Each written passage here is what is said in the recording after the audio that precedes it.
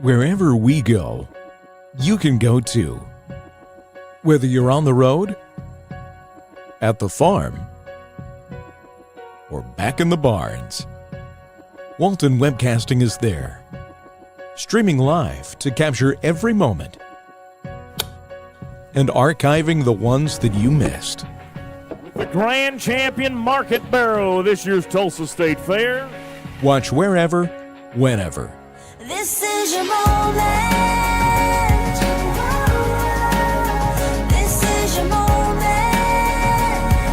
Tell family and loved ones back home to head over to waltonwebcasting.com so they can watch from the comfort of their own home. Live shows are always free. Just shine, just shine, just shine. Walton Webcasting. Livestock like you've never seen before. Are you a breeder looking to showcase your show pigs? With a Walton Webcasting Show Pig Shoot, we are your go-to video service for capturing the full picture of your show pigs. We specialize in providing top quality video services for breeders like you. You talk the pigs, we capture the video. Our skilled video team comes directly to your operation.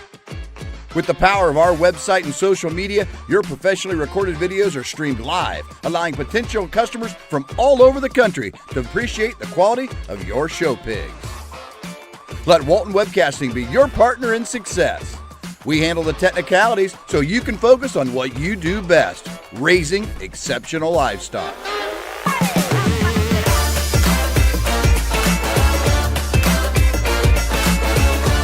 To schedule your next show pig shoot, call Rhonda at 765-431-7367.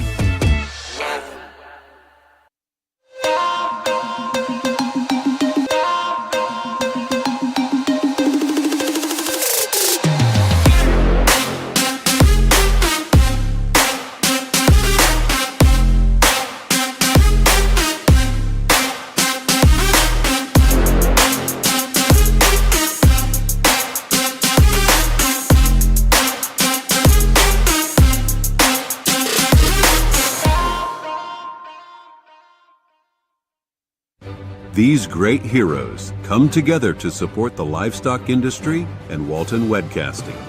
We call them the Premier Partners. Layered Premium Blend Genetics, Brad Howell Ford, Biozyme, Umbarger Show Feeds, Kennedy Ventures, Sunglow Feeds, and First Farmers Bank and Trust. This adventure wouldn't be possible without the continued support from the Premier Partners.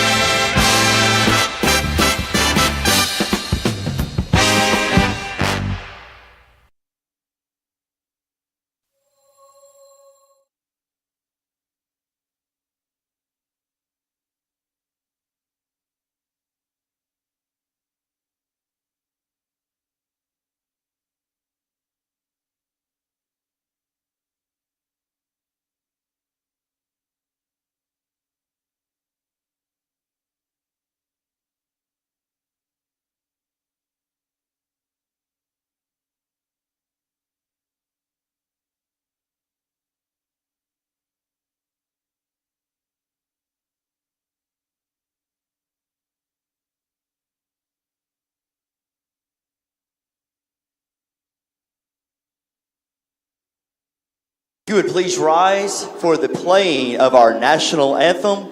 It's with honor that I introduce you to Bridger Arrington, a junior at Mulhall, Orlando, playing our national anthem.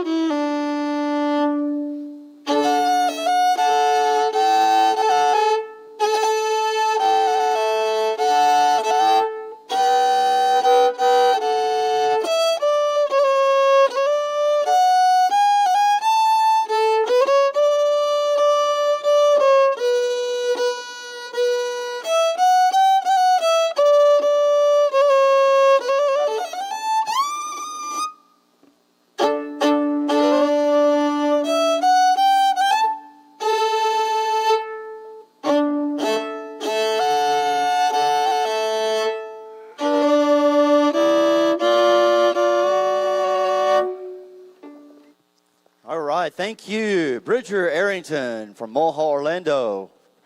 What a great way to start off the morning. Over here in ring number 1, we'll have your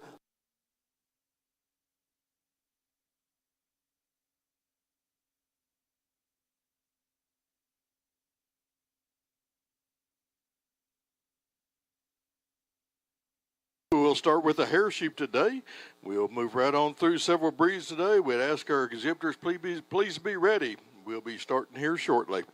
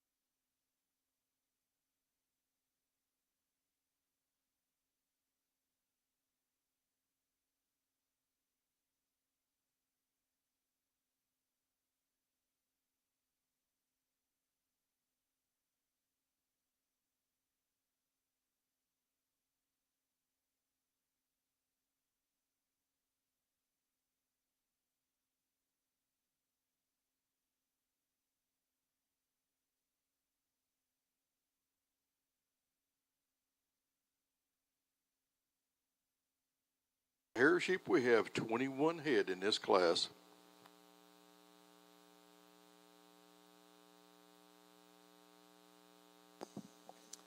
We'll now have our first class.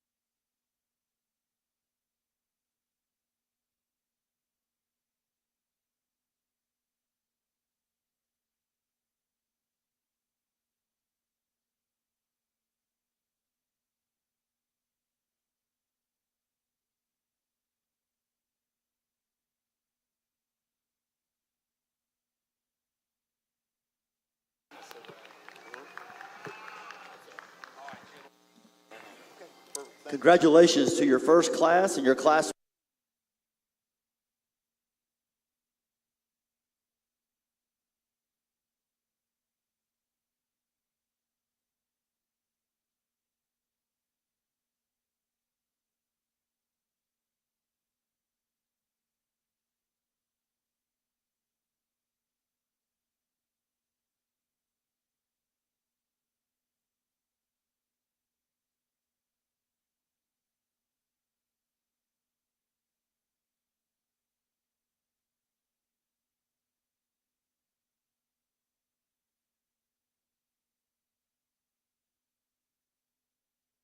Good to be here in Oklahoma City and get a chance to work with your youth here in this great state and have a chance to evaluate your market lambs today. I've thoroughly enjoyed coming here in years past, getting the chance to do your market goats and your weather does, and appreciate the opportunity to come back again and have been looking forward to it for quite some time. We just finished a busy show season in Houston, and somebody asked me the other day, were you tired and wore out? And I said, well, I better not be, because I've got a heck of a show to judge here in a week, and I'm going to have to evaluate some really good stock and work with some really good kids, and I appreciate that opportunity. I'll say exactly what Bobby said over on the steer side. It always gets my heart pumping when we get this first class coming in, when we do the national anthem, when you think about the camaraderie of livestock people, whether it's in any barn or what they're doing. I was talking to the hog judges this morning and the goat judge, and I'm going to make sure and talk to Bobby a little bit later. I talked to Brock, but Bobby's been a good friend of mine for years and appreciate what he does in the cattle side of things. But it's just really, really nice to get out here and be able to evaluate, and puts a really good flavor in your mouth and gets you really fired up to get going, and I appreciate that. Really good set of first-class Dorpers, really a set that's a little bit difficult to evaluate, and that's a lot of times the way it is in a lightweight class. We've got some that I would consider to be kind of true lightweights. The one in fifth is a lot smaller, but really nice. And then we've got one up front that's probably one of the heavier ones. But I think when you look at quality and you look at these top five up here, we've got some really good quality animals. They just have some differences. There's some differences in maturity, some differences in finish. And that happens a lot of times in your lightweight classes or when you have small classes in these divisions. But when we really put them to the side and we put them in motion and really start evaluating these stocks, this one at the front comes to the top to me. Really got a good front end quality. Like the way the neck comes out of that shoulder. Really nice as far as being short shouldered and tucked up in that chest. But comes to me with a lot of rack muscle. Really big at that 12th rib. Appreciate that levelness and width out through that hip. Really cool on the move. This one picks them up and sets them down as good as any of them, and maintains a really good balance and profile from the side and doesn't disappoint you again when you put your hands on him. There's sheep in here that have more muscle than him, no doubt, but they all have enough muscle, and when you start looking at structure and the way this one's front end quality is, really wins the class nicely. This one in second, I really appreciate the way this one ties together from front to rear. This one's a little more pulled apart in his skeleton than the ones on either side, but he's a little shorter and a little earlier maturing. In comparison to them, we'd like to give him a little bit more length and height in that front end. Really appreciate the touch in this one. You want to talk about one that handles really nice as far as freshness and touch and tone. This one does it. Progressively gets wider, huge in that loin, really good at that 12th rib. Just gets a little lower in the front. When we put him in motion, maybe doesn't have quite that look from the side that our individual in first has, but I think one that follows nicely as far as quality, having some body shape and some dimension to its body. We could make this one just a little cooler fronted, make him a little bigger. He gives that one in first a run for his money. The one in third I really like on the move, probably better than I do when we stop him and park him. We get this one on the move and his skeleton comes together. When we put him on the side profile, and especially at this right at the side, he doesn't tie together quite as well from front to rear. We'd like to see this one a little bit better in the way his neck and shoulder tie into that forerib, gets just a tad tucked up in his flank, doesn't hold his skeleton together as well, gets a little easy in his top. But when we put him in motion, he seems to put that all together better. And so when you put those two things together and then you look at his handling quality, I think he fits in third real nicely. If we could make him a little bigger, deeper flanked, a little better there, if we could make him just a little bit better on that side profile, I think he gives the one in second a run for the money, and even gives a little bit of a contention to the first place. But I just like to see him better on the move, a little deeper flanked, a little more of him there. This next one has a deep flank. This one's really balanced well from front to rear. That bottom side balance is really nice. He's not quite as tucked up in his chest floor as the ones in first and second. He's not quite as neat on the move as the one in third, and consequently he's going to go fourth. He's carrying a little more condition than we'd like to see. I'm not going to say he's too fat. I'm just saying he's a little softer to the touch. Doesn't have as much leanness and cutability as the ones in front of him. When we get down that top, we could make him a little bit better from that loin into the hip. But boy, this one's hip is neat. I really like the width. I like the levelness. I like the way this one comes down with a lot of muscle going down into the middle and lower part of its leg. We clean this one up, make him just a little bit better as far as that front end quality. This one can make a move up. This one in fifth, he just gets out horsed. This one's really expressive, handles really nicely down that top, really lean, really cool made in that rib, really neat in that chest floor and tucked up and neat to look at on the move. Maybe gets just a little round when we get to the back end and the back 1/3 of him in comparison to the others when we put him in motion. But this one comes with a lot of muscle in that hip, a really good 12th rib. We make this one a little bit better loin, give him about 10, 15 pounds or 30 days, and he can get in contention with that top end. He just gets out horsed as far as total volume, total body, total amount of skeletal quality when we put him in move on that back 1/3. We get into a black one next. It's just a little wastier, doesn't handle, or he handles really good. He just doesn't have quite the look from the side. Another one that when we get him on the move, I'd like to see his neck not as stiff, put it back in his shoulder. He doesn't kind of balance out quite as well. He's got a little more shoulder, a little more front end. We get into that with the next one, and then we get into some that just don't have quite the muscularity, don't have quite the touch and tone that the ones above them do. But a really nice first class of Dorpers. Let's give these youth a round of applause for their efforts here.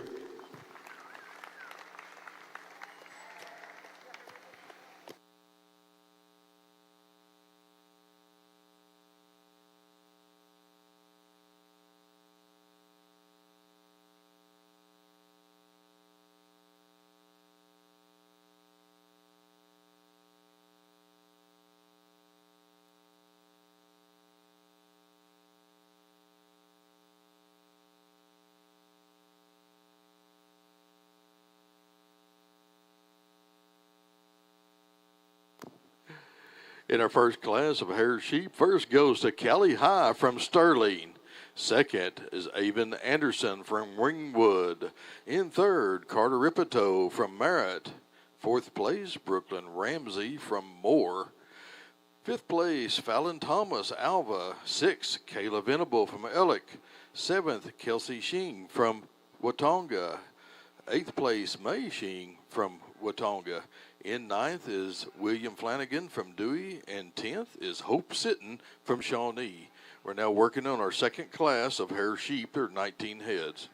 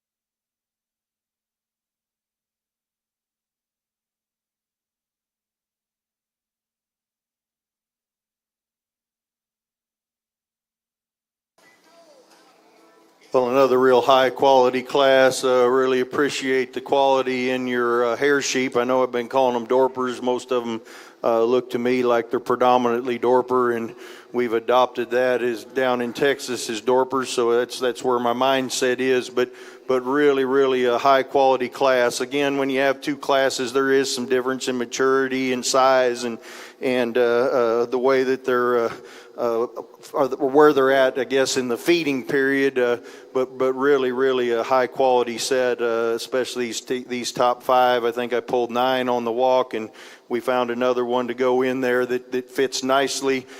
Just really a high quality set. I think when you get these top 5 out here, the one that sets himself up to win this, to me, real easily is the one up front. Really balanced.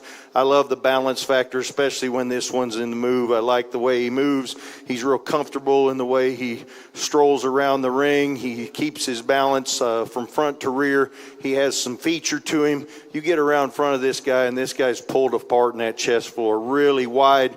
But then you get up on top of him, and you look how smooth he ties from his shoulder into that forerib, really big in that cage. He is unbelievable as far as loin width and loin depth. If you're a meat animal science guy and you like a grid, you would get excited about getting that grid out to measure the loin on this one, because it's really flared, really deep, really nice as far as that goes. And he comes back into a really level, nice hip with a big wide pin setting, and then he handles his rear hock and rear leg just really neatly when he moves around the ring. And when he sets them just where they need to be. Young man doesn't hardly have to move them or do anything, because that one's right where they need to be, and his structure and skeletal quality is really neat. Just a really cool one. Not the biggest one in the class, not as long bodied, maybe not as up fronted as the one we've got in second, but one that just is put together real neat and has a really good proportional balance in touch and feel. We get into the second one, and one that you like that front end, you like that extension, you like the length of hind saddle, the length of body this one has. Another one that's blown apart on the bottom side of his skeleton. When we get to the top side of this one's skeleton, he's not as expressive, not as big in that upper cage and that top 1/3 of his rib. He's not quite as good out through his loin as the one that starts. Now this one's got a hip and hind leg that is really neat as far as carrying a lot of product to it, staying level. Putting your hands on this one's leg is it's like grabbing a big old ham of a hog. Just tremendous amount of muscle, and they got that without making him round when they put him in motion. Really neat as far as the way he looks from the side, the way he moves from the side, the way he holds his skeleton together. I just need a little more upper cage in this one, a little more flare up there in that front 1/3 of that body, especially on the top side in comparison to the one in first. Maybe doesn't balance quite as well at times as the one in first, but there's just a nickel worth of difference there. The one in third does handle a little bit better in his loins, a little bit better in that hip loin junction. Really appreciate the hip in this one, although this one's not quite as wide and doesn't flare quite as wide, and his pin set and his stifle is the two that precede him. This one doesn't have quite the flare and muscle and cage that the one in first has. He doesn't have quite the length and coolness of front the one in second had, but one that really fresh to the touch. Young lady does a nice job showing him. We stouten this one up a little bit, give him a little more rack shape, make him just a tad cooler fronted, and I'm talking nickels worth of difference here, because this one's really nice as far as some of those characteristics. He's just not quite as good as the first two. One that handles really good as far as leanness and cutability and really has a lot of carcass quality is this next one. We get to handling this one and watching him on the move. He doesn't hold himself together quite as well. He's a little piecey, and that's kind of how he is when you handle him. You don't have that smoothness down that top, not quite that uniqueness of flare from front to rear that just makes you really gravitate to him, but one that you appreciate the extra leanness, the extra muscle this one brings. We take this one's skeleton, put it together a little bit neater on the move, have him hold his top together and his top line together a little better, maybe stouten him up a little bit, he moves up. One I really like on the move is this next one. Really, he's got a lot of balance. He mimics a lot of the first place one as far as the way his balance factor is, his body bottom body balance is really neat when you look at front flank to rear flank, one that you handle, and you really like his loin and his hip. He just doesn't have as much flair as the four in front of him. He's not quite as big in his rack. He's not quite as big in his pin setting and out through his hip. Gets just a little deeper in his chest floor, has a little more breastplate there than the ones in front of him. One that gets out horsed somewhat as far as size. You appreciate the balance. You need to have more of him, though, when you really start comparing him to the ones in front of you. In front of him. We get to the next one that just doesn't handle itself quite as well on the move. Next one's really attractive, needs to have more muscle when we compare him to the top 5. And then we get into some that maybe are carrying a little more condition, don't handle quite as well. Maybe structure quality is not quite as good as that top end, but really, really nice set. These kids have done an awesome job. Let's reward them with a round of applause, please.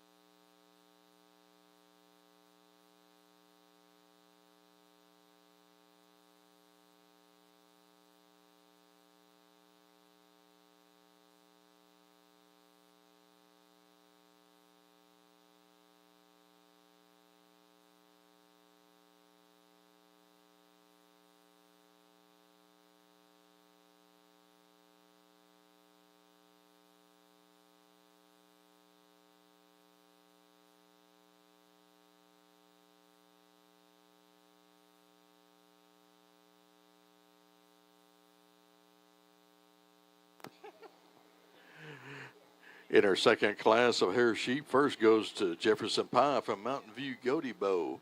Second is J.C. Oldenburg from Kanawha. In third is Tyann Stacy from Oaktahaw.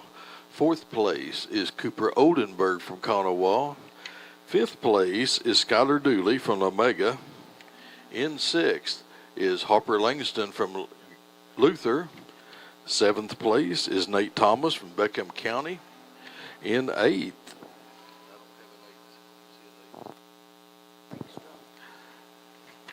eighth place is Owen Rakestraw from Shattuck. In ninth is Cooper Oldenburg from Kanawha. In 10th in this class is Raina Ward from Oaktahaw. We're now working on our champion hair sheep.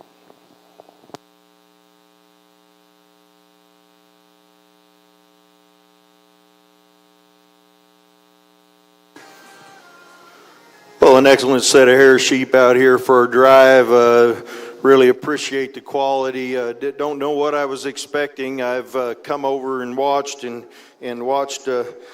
final drive several times on my computer or TV from a distance, obviously.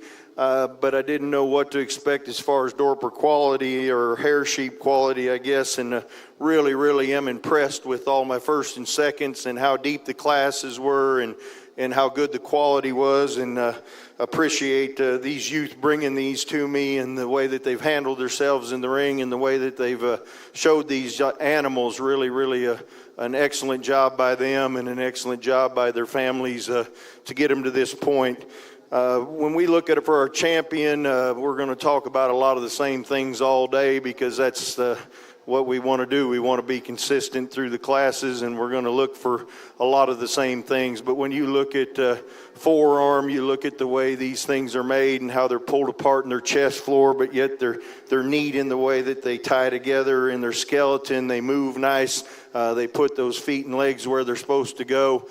They have some levelness to that body and back through that hip, but yet have a lot of muscle and a lot of width and a lot of dimension to that leg without being round and without hindering structure. And I think that the quality of these is really, really deep, and really appreciate what they brought. There's one here to me that exemplifies what I look for in a sheep or in a goat or any livestock as far as skeleton and structure and the way that muscle's put on that skeleton. I'm going to go shake the hand of your individual with your champion. We'll pull up the second, look at them for reserve. Let's give all these kids a round of applause, including the kids that showed any hair sheep. Tremendous set today.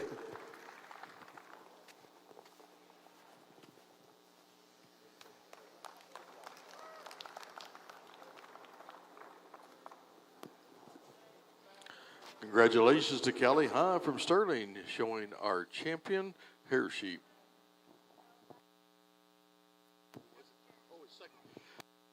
Callie, I'm sorry about that. That was Class 2, Jefferson Pye. Jefferson Pye from Mountain View Godibo.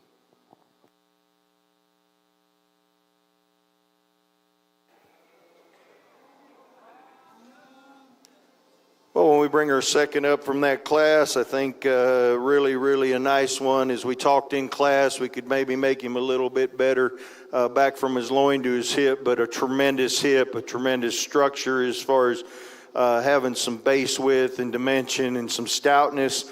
Really a lean, high cutability type with a lot of muscle. Comes in there, and we compare him to the one in the first class. And the one in the first class, we talked about that front end quality and that height of that shoulder and the way that neck comes out of that shoulder and is really long and attractive. One that's really long bodied and neat to look at. Maybe not quite as much power as some of the others in class, but definitely enough muscle. When we compare the two, to me, it's more about how much stoutness they have, how much skeleton width they have, in putting that together with a leanness and cutability. So your heavyweight will follow your first place and be your reserve. Congratulations to her. Reserve comes out of Class 2, J.C. Oldenburg from Connerwall, reserve.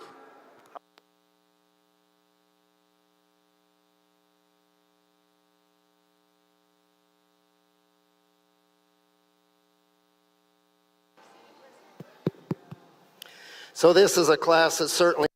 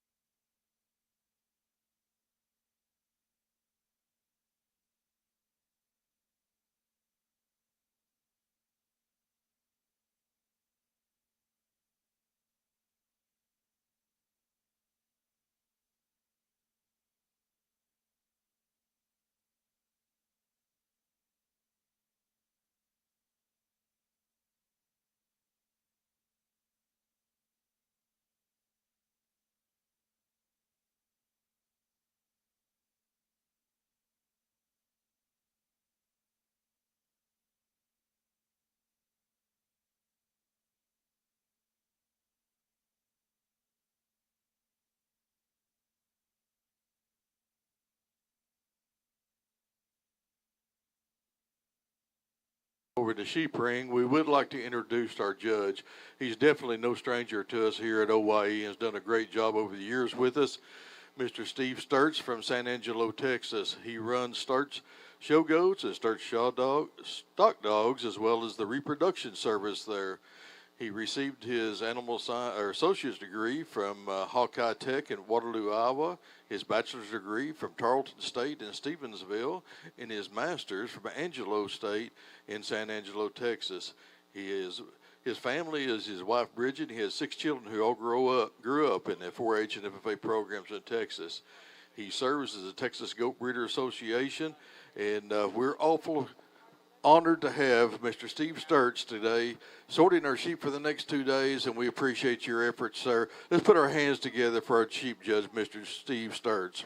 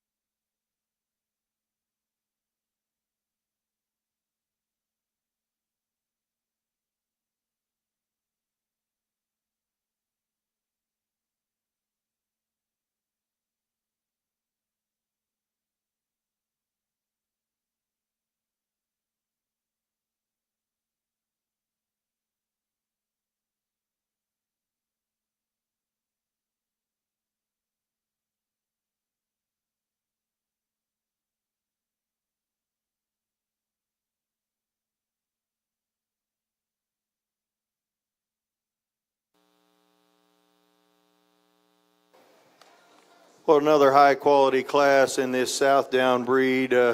Really, when they walked in, there's 3 or 4 of these that really catch your attention and make you really want to go handle them and then start evaluating them. And these 5 all were in that set, especially the top 3. But a tremendous set of Southdowns. And we've got some variants in here, as often we do. Again, maturity and finish and youthfulness, and I think that's where the 2 in front are better than the 1 in third. I think they're a little more youthful. They're a little bit earlier in their development, and yet their carcasses are ready, and they handle good, and they look good, and they put those things together that I've been looking for starting in the hair sheep breed today. But this one that starts is really big in his rib and cage, really progresses back to a wide loin and hip, really good as far as balance is concerned. On his feet and legs, he's really neat as far as the way he picks them up and puts them down. Has some forearm to him. We look at that underline and we appreciate that balance factor.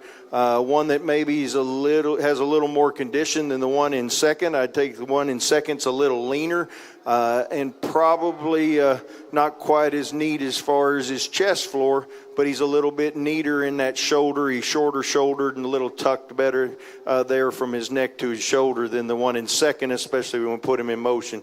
Really like the structure and skeleton of this 1 in second. When we look at the motion of him, really covers his track nicely. Has a lot of width, has a lot of bone, and a lot of feature to him. This one, when we get him to the side and we compare him to the ones on either side of him, we'd like to make him just a little bit better in that shoulder. He comes out just and protrudes just a little bit forward and a little bit out, but not bad enough to go down. We're not going to one trade any of them today. And I guess when we looked at these top 3, that was what I was talking to myself about. I'm not like the steer guys and don't have somebody to talk to, so I got to talk to myself in these classes. But when I'm talking to myself or I'm trying to evaluate and figure this out, this one, that's the trait I'd like to change. I'd like to change that shoulder and make it a little bit neater and cooler. But I think, as I said, we're not going to one trade them. But I think that's the thing that separated the 2 more than anything when you talk about bigger differences in first and second. This one is in third. When you put them on the side is the one you have to gravitate to. It's the one that catches your eye.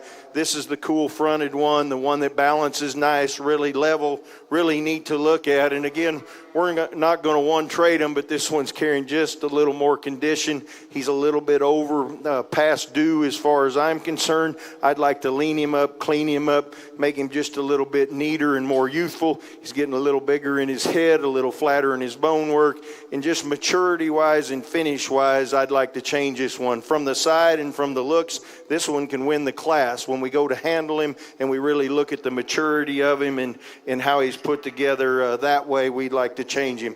This next one's really a cool lightweight. It's a shame we don't have another lighter weight division, because this one would get up to the top and be real fun to talk about. Really love his look from the side. Really love the way he motors around the ring. Appreciate this one when we get to the top side of his skeleton, as far as he wedges and gets wider as he goes back. But he's just not there. He needs 30 more days or at least 2 more weeks to be able to compete with those 3 stout, heavy ones up front. He just doesn't have the width and flare out through his hip and his leg. Not quite the depth of flank and softness they have, and so he goes forth today. The next one, really soggy, really neat from the side. Really like that about him. However, he does get a little bit softer in his handle, maybe a little bit thicker in his pelt when we go to handle him. Not quite the body wall thickness of the others. And we get into the next ones, and I talk to these youth about them and try to tell them what we'd change about them. Some of them need to have a little more muscle. Some of them need to have that muscle shape a little bit better. It's hindering structure. And we've got some that don't have quite the skeletal quality, but really a nice set. Again, let's give these youth a round of applause for their efforts here in this class.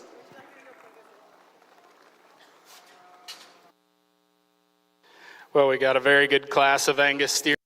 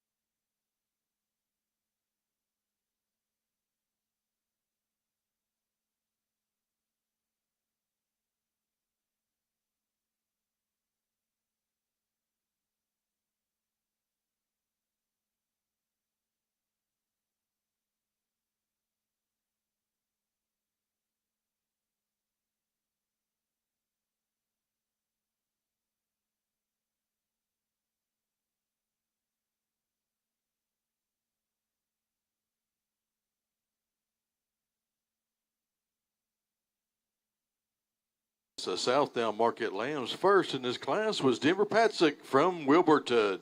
Second, Matthew Dutton from Lindsay. Third place in this class is Alex Black from Dibble. In fourth is Reese Colbin from Watonga.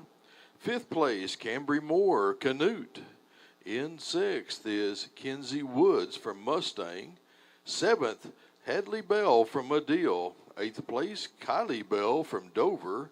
In ninth is Aaliyah Courtney from Mill Creek. And 10th, Gideon Mitchell from Ripley. We're now working on our second class of Southdowns.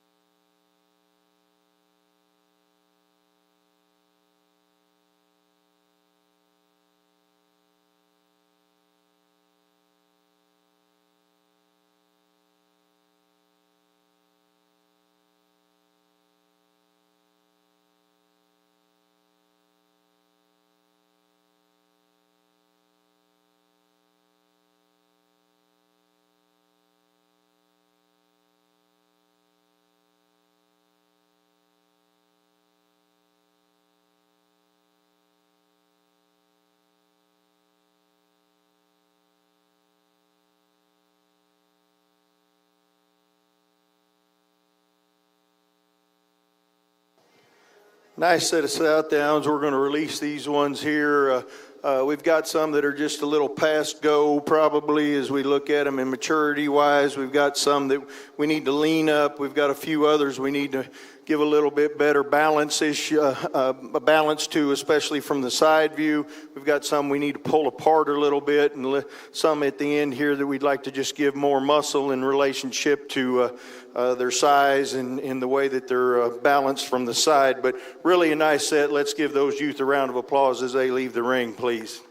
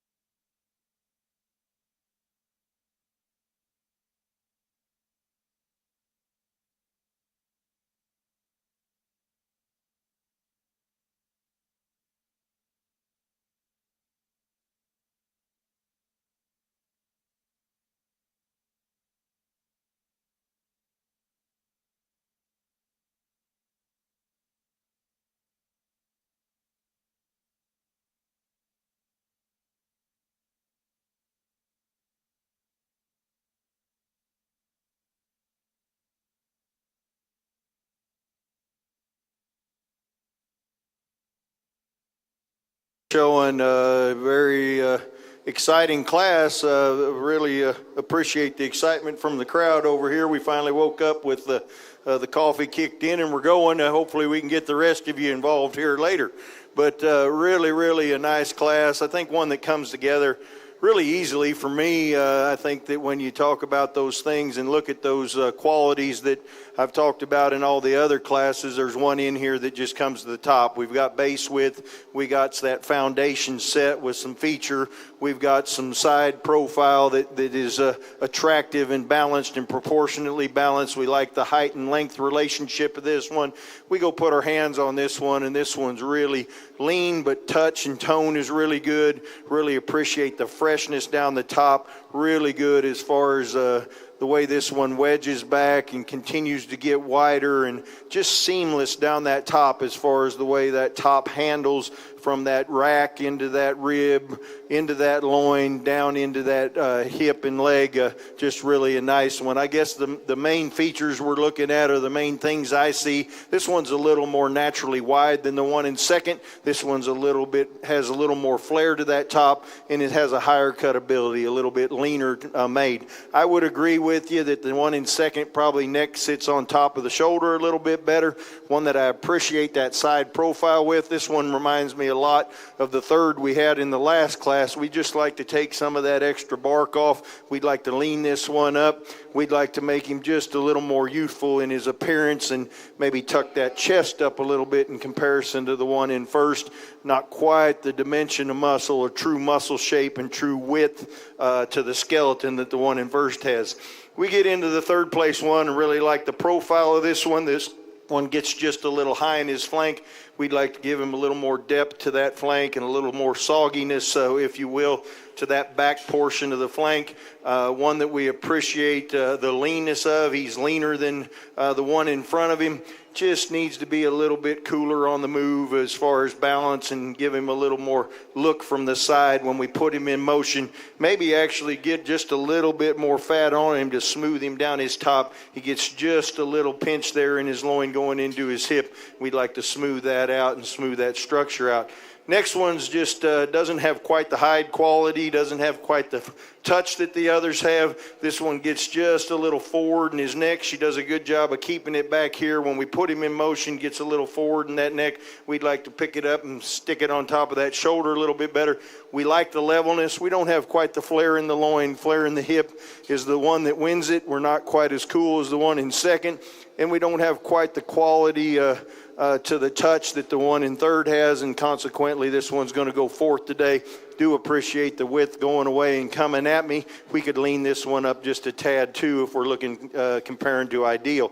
Next one has a good touch and feel, really fresh handling. We need to level this one's hip out, maybe make it a little longer hind saddled in relationship to some of them in front. Maybe not quite as big featured as some of them that we have, but really appreciate the freshness and uniqueness of handle this one has. A really good set on down. Again, we get into some structure problems. We get into some that don't have quite enough muscle in comparison to our top end, and we get some that just don't balance out quite as well. But really a nice class of heavyweight Southdowns. Let's give those youth a round of applause for a really nice job.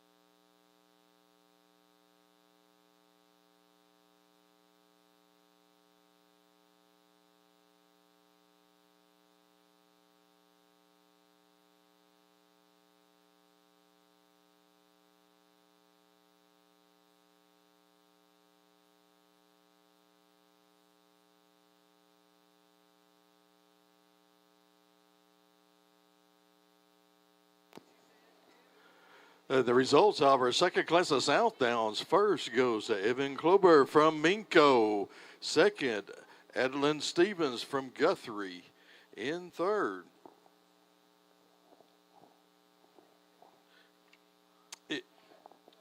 Second was Toby Day Mitchell from Central High. Third was Adeline Stevens from Guthrie. Fourth place, Savannah Lucero from Jones. In fifth, Dally Peterson from Cashion. Sixth place, Laurel Garrett from Guthrie. In seventh, Emerson Dubry from Ryan. In eighth place is Kinsley Pike from Fairview. Ninth place is Ryland Nix from Winoka. And 10th is Darla Fesmeyer from Oklahoma Union.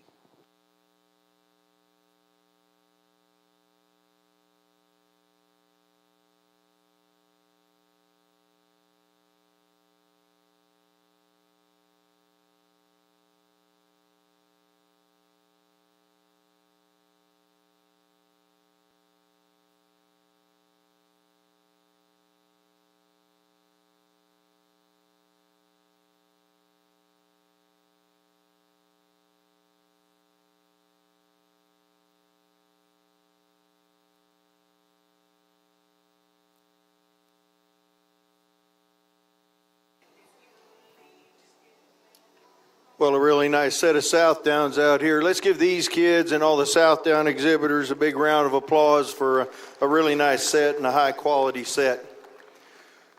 When we get them out here and we look at the density and we look at the muscle and we look at the skeleton and structure and balance these have, really impressed with the quality of these four. We've got some differences in finish and maturity, which is acceptable. They're all acceptable to me, and it's going to happen when you get some lightweights and heavyweights against each other. But I think when you talk about forearm and quality of skeleton and balance and width coming at you and going away from you, and then you get onto the top side and you talk about freshness and the amount of muscle. There's one in here to me that the way it puts it together and gets wider as it goes back and just feels fresh and uniform as far as that finish is concerned, really deep as far as that loin's concerned, really good as far as that hip's concerned. I think he kind of wins this thing, and then I think it gets close for reserve. I'm going to go shake the hand of your champion, and then we'll move the second up and look for a reserve. Again, a real high-quality set of Southdowns. These individuals have done a nice job, but every one of these kids have worked hard and deserves a round of applause for their extra effort that they've got. So let's do that as I go pick your champion today.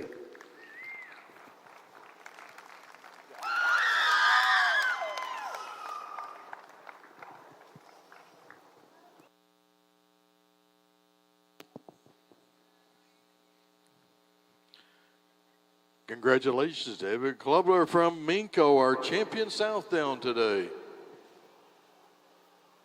When we get into reserve, I think gets a little closer. The one in second in the heavyweight class, as I said, we'd like to clean this one up just a little bit as far as finish is concerned. I'm not going to say it's too fat, but it's kind of on that border.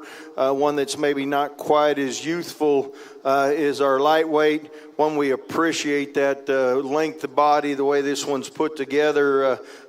Down its spine and really wide and good as far as its hips constructed. And then we've got a lightweight to me that's very youthful and very nice as far as touch and tone, really good as far as balance is concerned, but doesn't have as much front end quality as far as height the shoulder and length the neck and so on. So it's kind of some give and take here. I guess the one that fits the mold and fits kind of what I've been doing, even though we've got a little more condition, is the one your heavyweight will be your reserve in this division.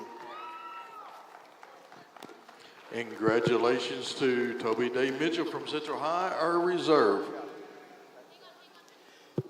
Over here on the Angus side,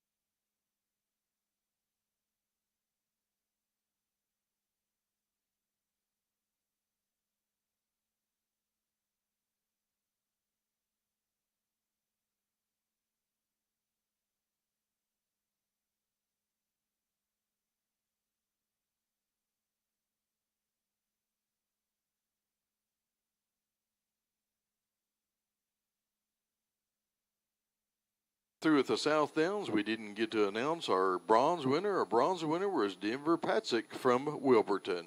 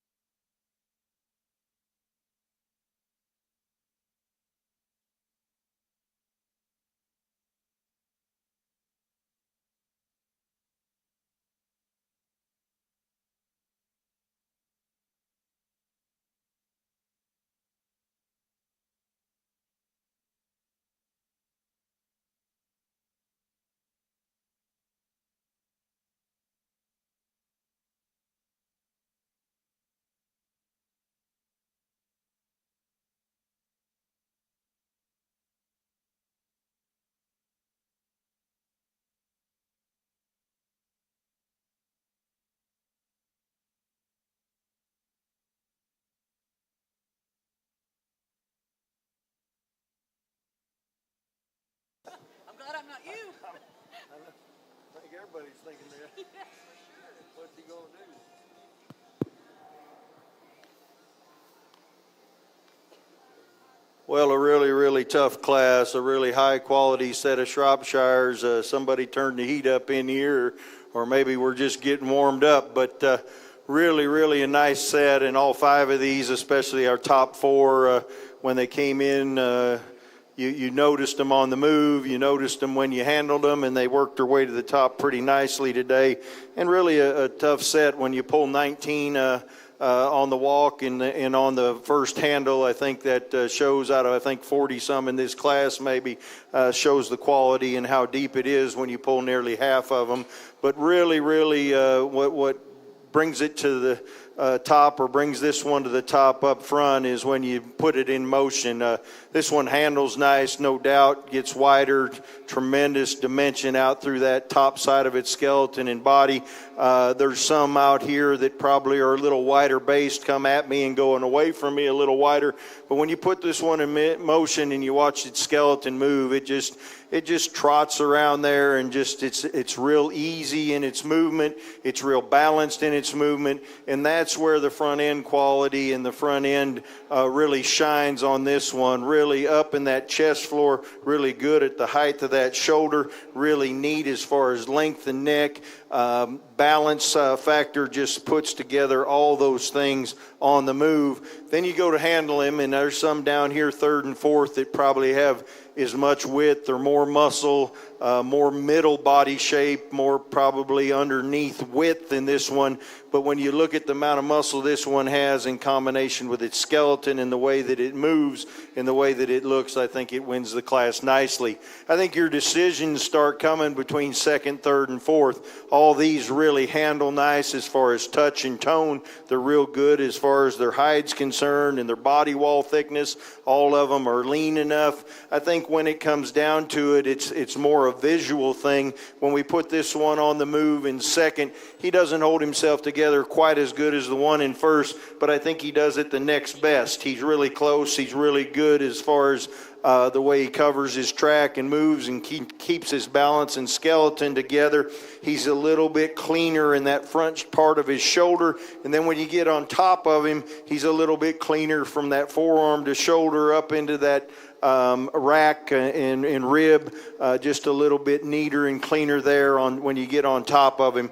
When you get to a 3/4 view, the next two probably have more oomph and more horsepower when it gets back into that pin and leg, but this one has enough, and I think his loin ties together better than the one in 4th, and I think he's got a little more balance from the side when we look at rear flank to front flank relationship than the one in 3rd, and I think he follows that first place one as far as that front end quality a little closer. The next two are sheep that I've always admired for that extra width, that extra dimension to their body, big in the rib, in the middle part of their body, really big-ended, but yet continue to be able to move and keep that muscle in balance with their skeleton.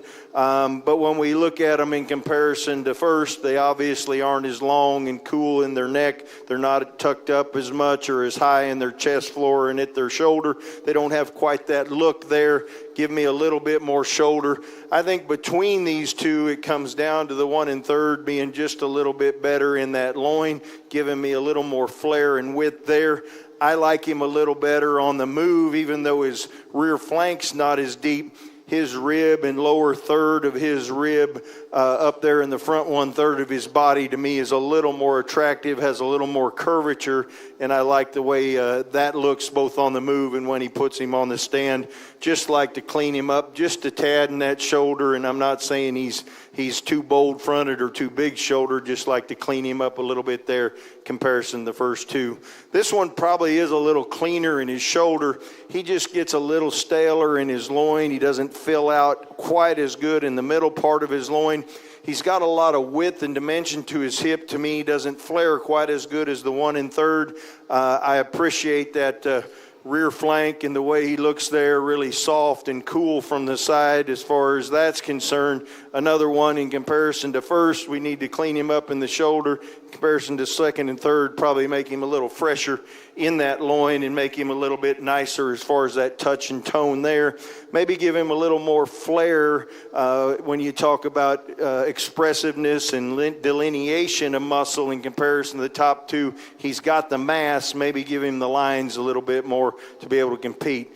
Next one's really good touch, really good handle. Gets a little flatter in that lower 1/3 of its rib. Not quite as long and big in that hip, but really good as far as touch and tone and muscle there. We've got a good looking one from the side as far as front end and look. Really good to touch and tone. I need to lengthen this one out in comparison to its height. And then we get into one that's limping just a little bit, doesn't move quite as well, not quite as good as touch and tone. And we get into some that we just like to have more muscle in comparison to the top end.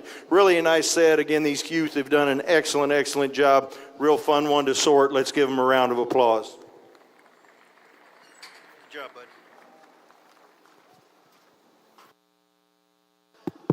Well, as we kick off the show,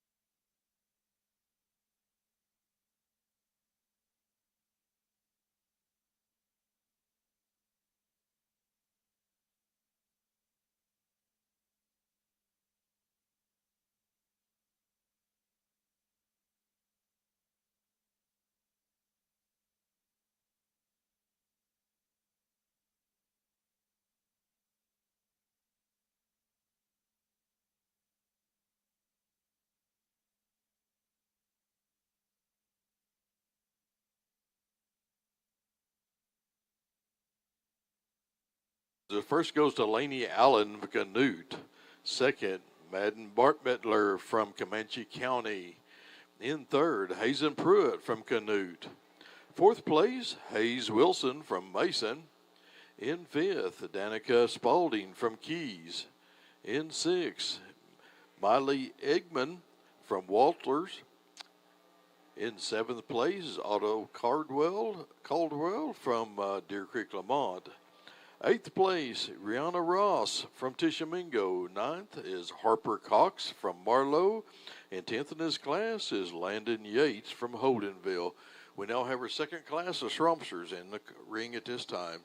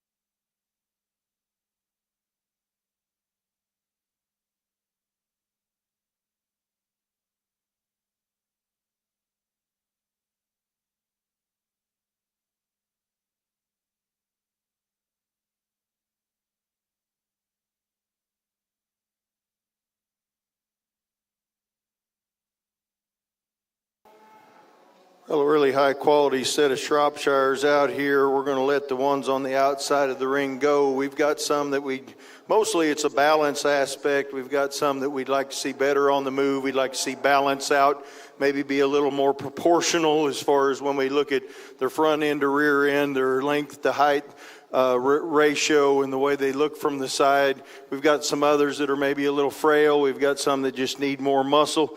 But really a nice set. We've got one out here that this big one, she's done a real good job of holding him together, but he's just a little past prime for me when I compare him to what we have out here, close to being pulled.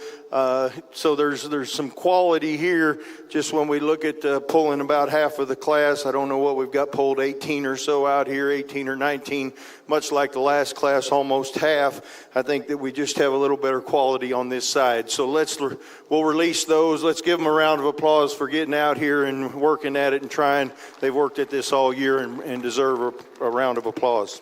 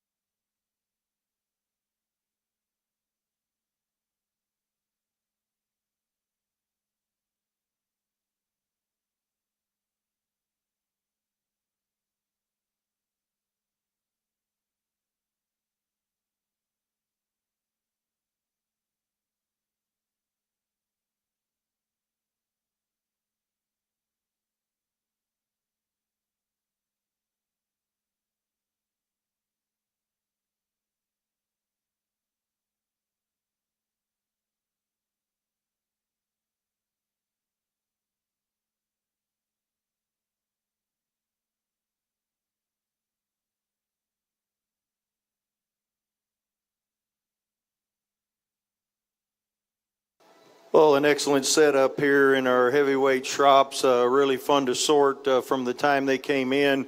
Sorry for the little bit of circus we had going on in the middle of the ring, but I won't claim that I'm not ADHD. I don't have one of those licks where I've got to lick it every once in a while, but once in a while I get a little bit over here and over there, but I'm gonna move them around the ring and put them how I want to, and each class may be just a little different. We'll try to keep we're somewhat habitual in what we do, but I'm going to try to get the views I want. And when you've got a class where 7 of them you pull in at first and they're all good and they're all that good, I felt like instead of sorting from the bottom, we needed to move them over and get them out of the way and find the 3 that went with them. And we may do it a little different next class depending on the quality and how it works. But stay with me and bear with me. I've got a method to the madness. It just may not look like it when we start out or when we get in the middle of a class. 5 exceptional sheep right here, and even 6th through 10th, it'd be hard to put many. There's not many holes in any of them. It's just kind of personal preference and putting those things together and trying to fit these sheep where I think they fit in a logical manner. And when we look at our first place, I think when we get him back down to that top 3, he always kind of stuck out. When we got down to the top 7, we get down to the top 6, 5, 4. And when we get to the top 3 is where he really, to me, kind of excelled. When we look at his base width in relation to his size, his balance, the way his neck comes out of his shoulder and his shoulder into his front end, just a really, really neat sheep. Huge forearm, comes at you with some natural base width. For his size and for his weight, he's wider made than any of the top 5, both coming at me and going away from me. He's stout in his feature. He's really kind of pencil-necked, and he, of the top 3, he's the most aggressive coming out of that blade into that rack. Really neat feel and touch and really deep there. And he maintains and gets wider as he goes back. Now, I'm not going to tell you he's any bigger loined or any bigger butted than these behind him. The one in 5th actually has got a huge loin, just probably the biggest loin I've seen today, really wide, really flared. But I think when you talk about proportional balance and the way this one's made, the size he is, the way his body's put together, the quality of front end and balance he has, he just comes to the top at the end, or as we go through the class, he comes to the top and comes to the top in the end consequently. I think the real challenge for me was 2nd and 3rd, and I've had these things switched around 5 or 6 times in my mind, and I can tell you that to me it's that close. To somebody else it may not be. I think the center body of this one is just unbelievable. I love that mid-rib. I love when you get at any angle and look at this mid-rib and the feel that this one has and the amount of rib shape and body shape this one has. This one's really smooth going back. He's probably not as tucked up in his chest as the one in 3rd. He's probably a little leaner to me when I go to handle him and cleaner from that last rib back. I think he's a little cleaner there. I think both of them have exceptional loins and hips. I would hate to give the advantage one way or the other. I think the one in 1st or 2nd, over the one in 3rd has just a little more flare and width in that middle part of its leg and that stifle part. I think they're very good on their feet and legs. I think that both of them could maybe put that neck on top of the shoulder a little bit better and have a little better front end quality compared to the one of 1st. But 2 really nice sheep in 2nd and 3rd, and I think their quality reigns high, and I appreciate them bringing me that quality of sheep. We get into the next one, and one that I like the handle, a really loud handling one. When you get down the top, this one gets just a little up in its flank, not quite as deep and symmetrical when we put it on the move, consequently. One that's a little forward in its shoulder and a little shorter neck. We could lengthen this one's neck a little bit, shorten that shoulder, and make it a little tighter and neater in there in the front. But one that's got a tremendous amount of leg muscle, really good as far as touch and tone, cutability-wise, a nice one that has some feature and some muscle, just need more sogginess and look from the side and balance. We have one next that when you handle this one's top, if you're a loin guy, you'd put this one right to the top. If you're one trading them and saying, boy, I want the biggest loin one, this one goes in 1st right away. when we get him off the side, he doesn't balance quite as well. He's deep in his flank. He's got good bottom line balance that way.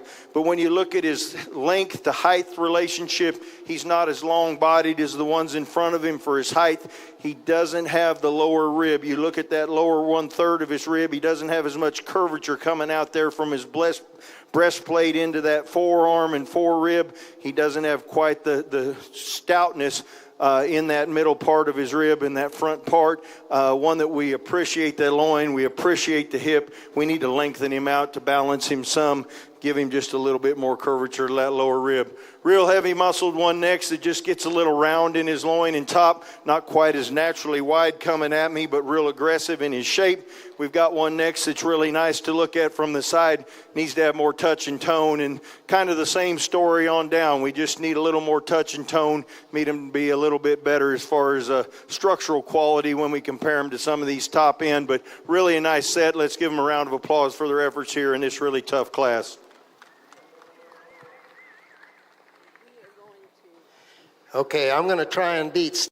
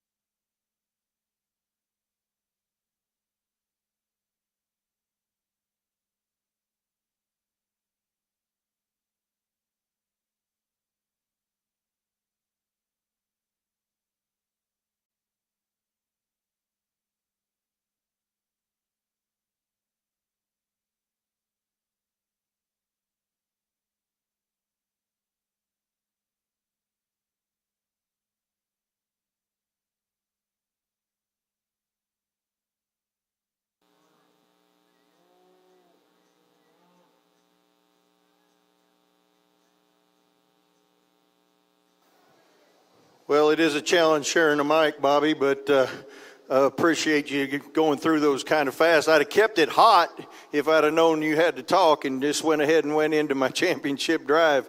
I've never been applauded for getting off the mic, but thank you, cattle people. Appreciate it. We'll probably have the same over here at some time. I can promise you it goes back and forth. What a set of Shropshires, guys. Excellent set. It's been a really good show. If our quality continues like this, really looking forward to the rest of the day and tomorrow. Really 4 nice animals out here, good creatures. Just really appreciate a lot about them. I think when you talk about, having some skeletal quality and some look from the side and some front end quality, and then you put this kind of muscle and shape and mid body and width out through the hips, and I said it earlier today, there's lots of these that once we get into the top 5, we've got enough muscle. They all have muscle. It's just a matter of sorting the rest of it out, and I think that these 2 in the light and heavyweight sorted themselves to the top, and I think the 2 behind them followed them real nicely.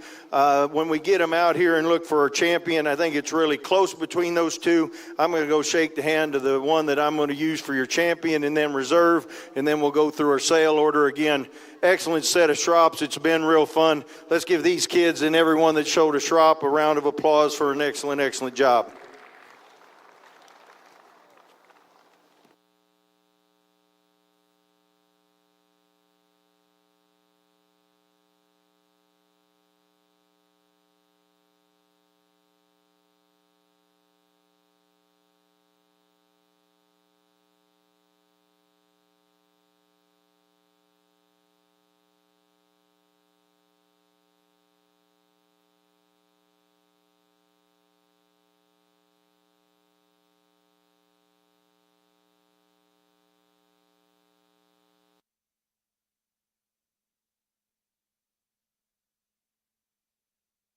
Finish up our Shropshire show. Our champion Shropshire was exhibited by Alex Black from Dibble.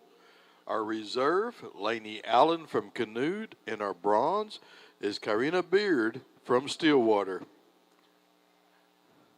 We'll run back. We didn't get to announce the Class 2. First in Class 2, of course, was Alex Black from Dibble. Second was Karina Beard from Stillwater.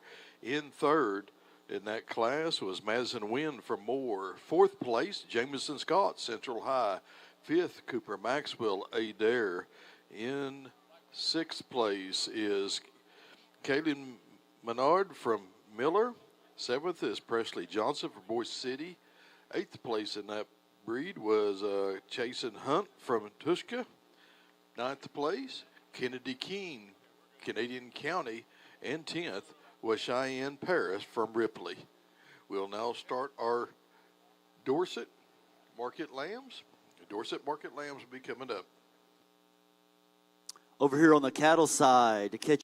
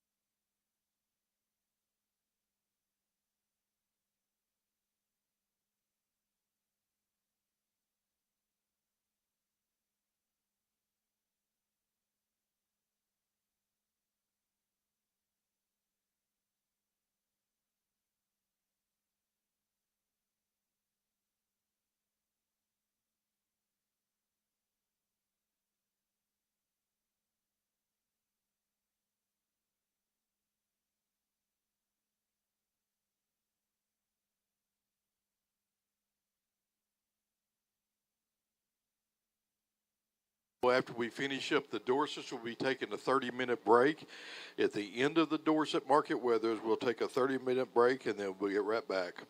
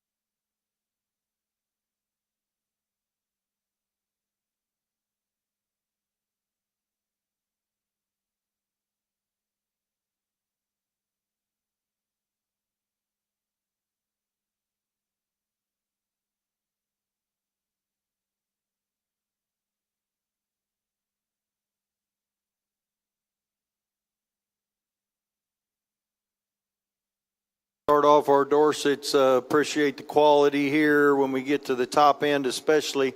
I think 4 or 5 that really have a lot of good qualities, and when we go to handle them and sorting them and going through them, I guess where this one that is first really caught my eye is when I've always been taught, or I've always taught my kids when livestock judging, and always had a theory that when you're going through a class, if you'll get way off or get as far back as you can and just see the whole class.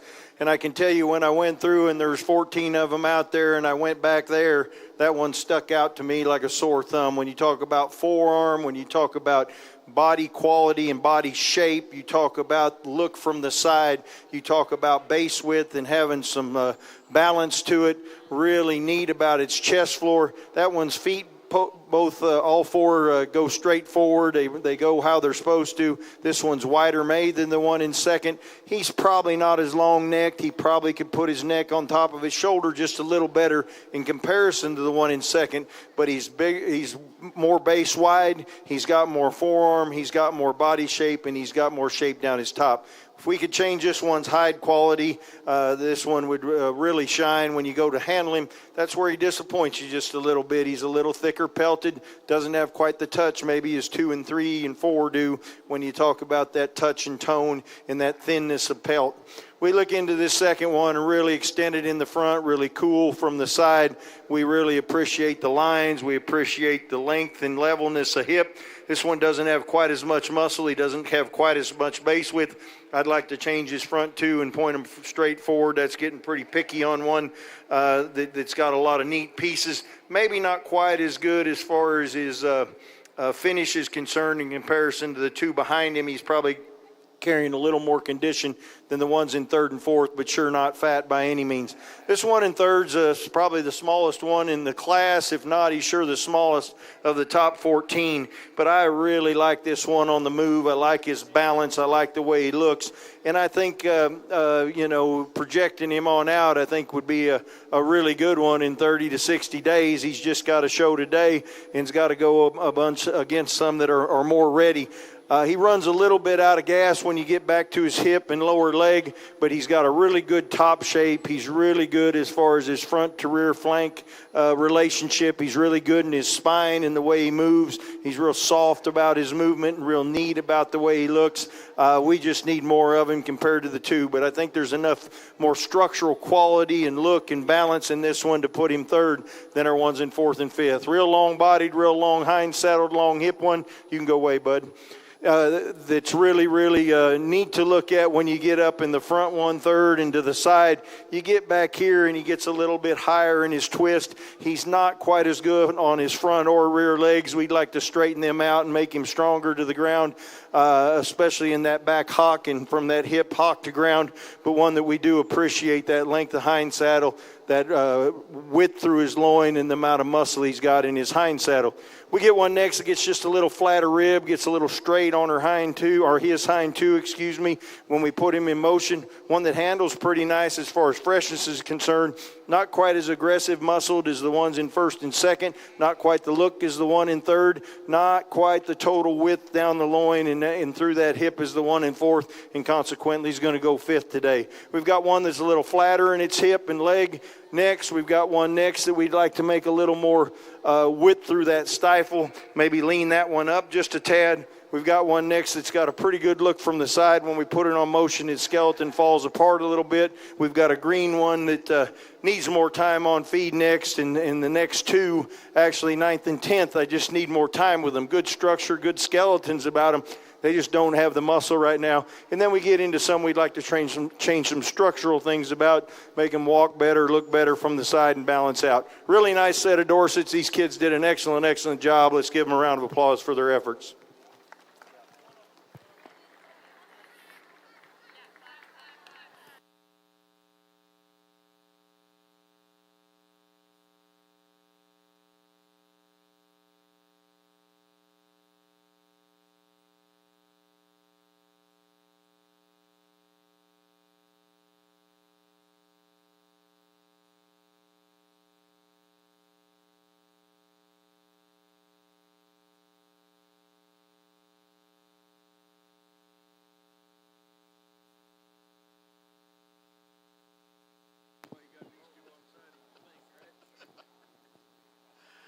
In our first class of Dorset, our class winner is Claire Davis from Ponca City.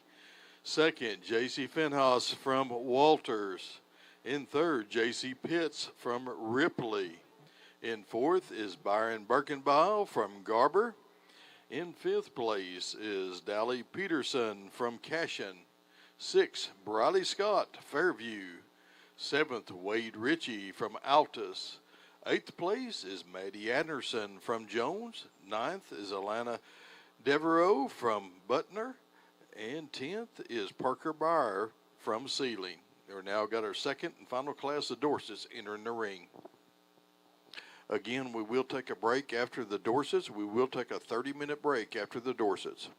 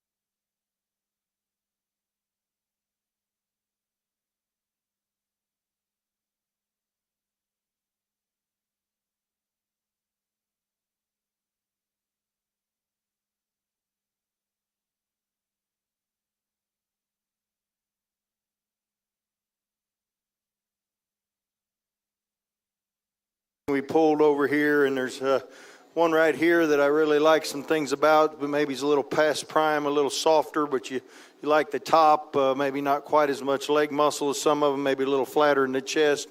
Another one right here that's got a good touch to it, but not as much butt, doesn't balance quite as well.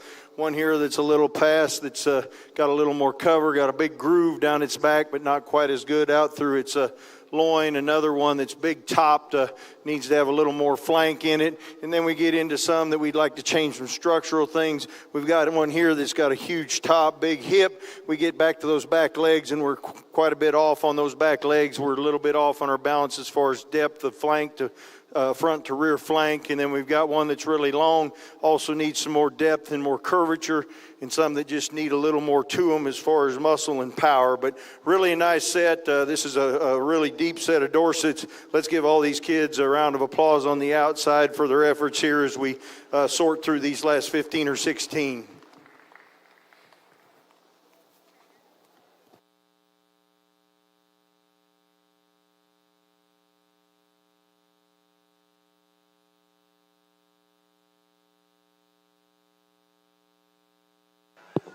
So as we get through a really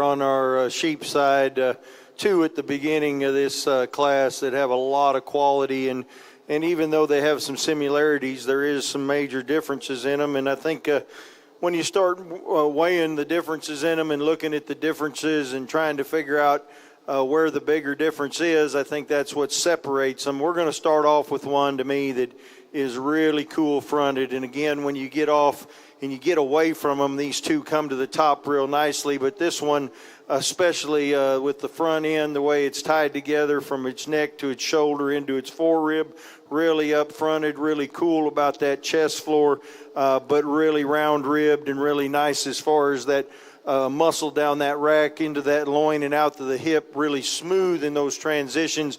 Not as big ended as the one in first, not as big forearmed or wide coming at you as the one in first, but a little bit neater look about the side, a little bit neater profile, if you will. When we put this one in motion, it doesn't really want to, I don't think it's a skeletal or structure problem.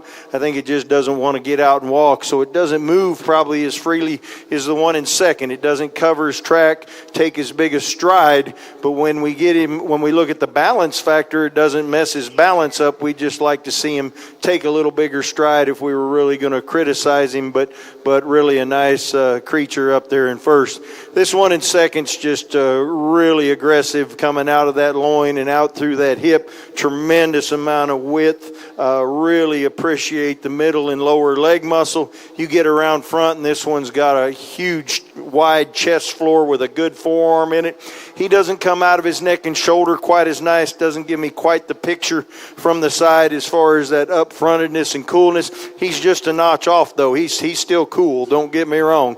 There's a lot of cool about him. Really good in that middle body, tremendous amount of muscle. He's not as lean and clean as the one that wins it. I think he's not too fat, but when we compare him to the first one, I think he's carrying a little more and pushing a little more fat and bark on his over his top and in his forerib for sure. We get into the third place, and one that really appreciate the length of body, length of hind saddle. He just gets outpowered by the one right in front of him and gets out-prettied by the one in first. One that we'd like to change the way his neck comes out of his shoulder. His shoulder's a little forward. His chest floor is just a little down in him. But when he moves, you really appreciate the way he reaches out and catches his step. One that we really appreciate from the side, especially from the hind saddle back. I think he's a little neater bodied, a little better in the curvature of his lower rib. I think he's bigger pawed and bigger footed and bigger pawed and bigger legged than the one in second. Shear the leg wool off, and you're still going to get more circumference there, bone and foot, when you look at him that way. This one in fourth, really appreciate the top side of this one. Really handles nice as far as width and getting wider. Not probably as aggressive muscled as the one in second. Not as pretty as the one in first. Not quite as long bodied, deep flanked, and neat in its chest floor as the one in third. Consequently goes fourth. This one hung in there for a long time and finally got down to the top four, and we're just a little flatter in that lower rib. We're a little plainer about our body. We're not quite there in comparison to the shape that the ones in front of it have, but a nice one as far as balance, as far as giving me some length of hind saddle, one that goes away from you wide, and you appreciate that. One that has some shape down its top and back into its legs. The next one, this one gets just a little round on both ends for me.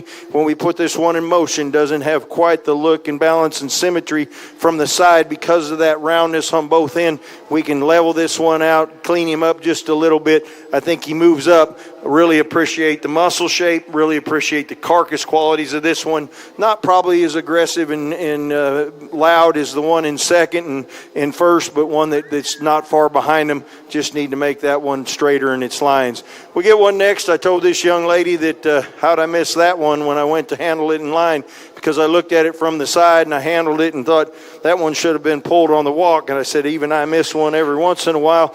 One that we get him out against these others, and we get him out and really start evaluating him, gets just a little deeper chest and flatter in the front end, but one that we really appreciate that last rib and hip shape in that one.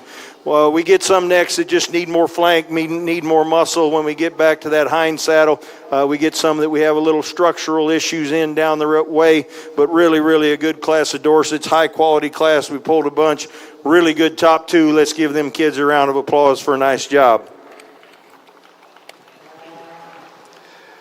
Well, we're going to kick our key show off.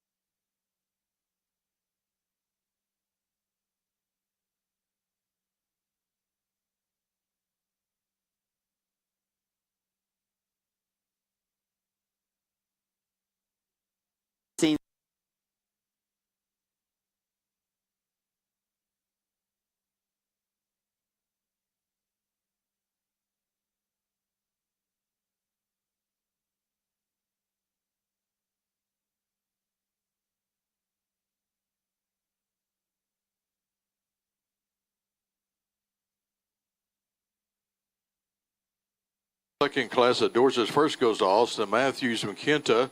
Second, Colton Burns, Dover. In third is Caleb Fleming from Balco. Fourth place, Ashlyn Maddox, Hydro Eakley. In fifth is Anna Stevens from Guthrie. Sixth place, Josie Bonner from Stratford.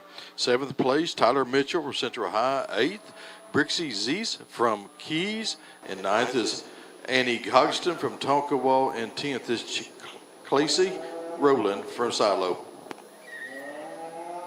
Well, for our champion Dorset, really nice set. Really a deep set of Dorsets. I can't say I was surprised, but I was delighted, I guess, to get that kind of quality that deep in this breed. And nothing against the breed, but some places you go don't have this breed. Some of them in the Midwest, sure not the quality that these are here in Oklahoma as far as depth, but really appreciate the structural correctness, the muscle, the base width, the way these things are proportionally balanced and put together. There's two that fit my hand and eye a little bit better when you talk about it, and they've got some differences as we talked about them, but I think too that when you talk about just pure quality and carcass quality, structural and skeletal merit that come to the top, I'm going to go shake the hand of the individual with your champion in reserve. Again, excellent set of Dorsets. These kids have done an excellent job all day, and not only these kids, but the kids that showed Dorsets earlier, they deserve a round of applause for the job they've done as I pick our champion. Let's give them a round.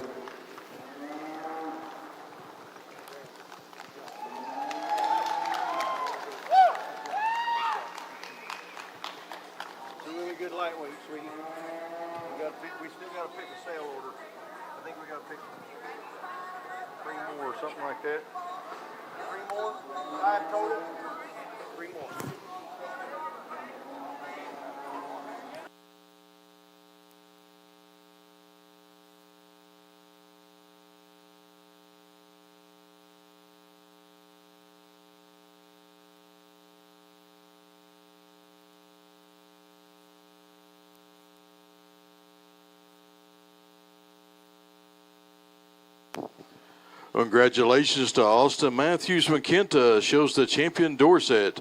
The reserve is exhibited by Colton Burns from Dover, and our bronze, Claire Davis from Ponca City. And as soon as we get through with the sale order here in the Dorsets, we'll take a 30-minute break.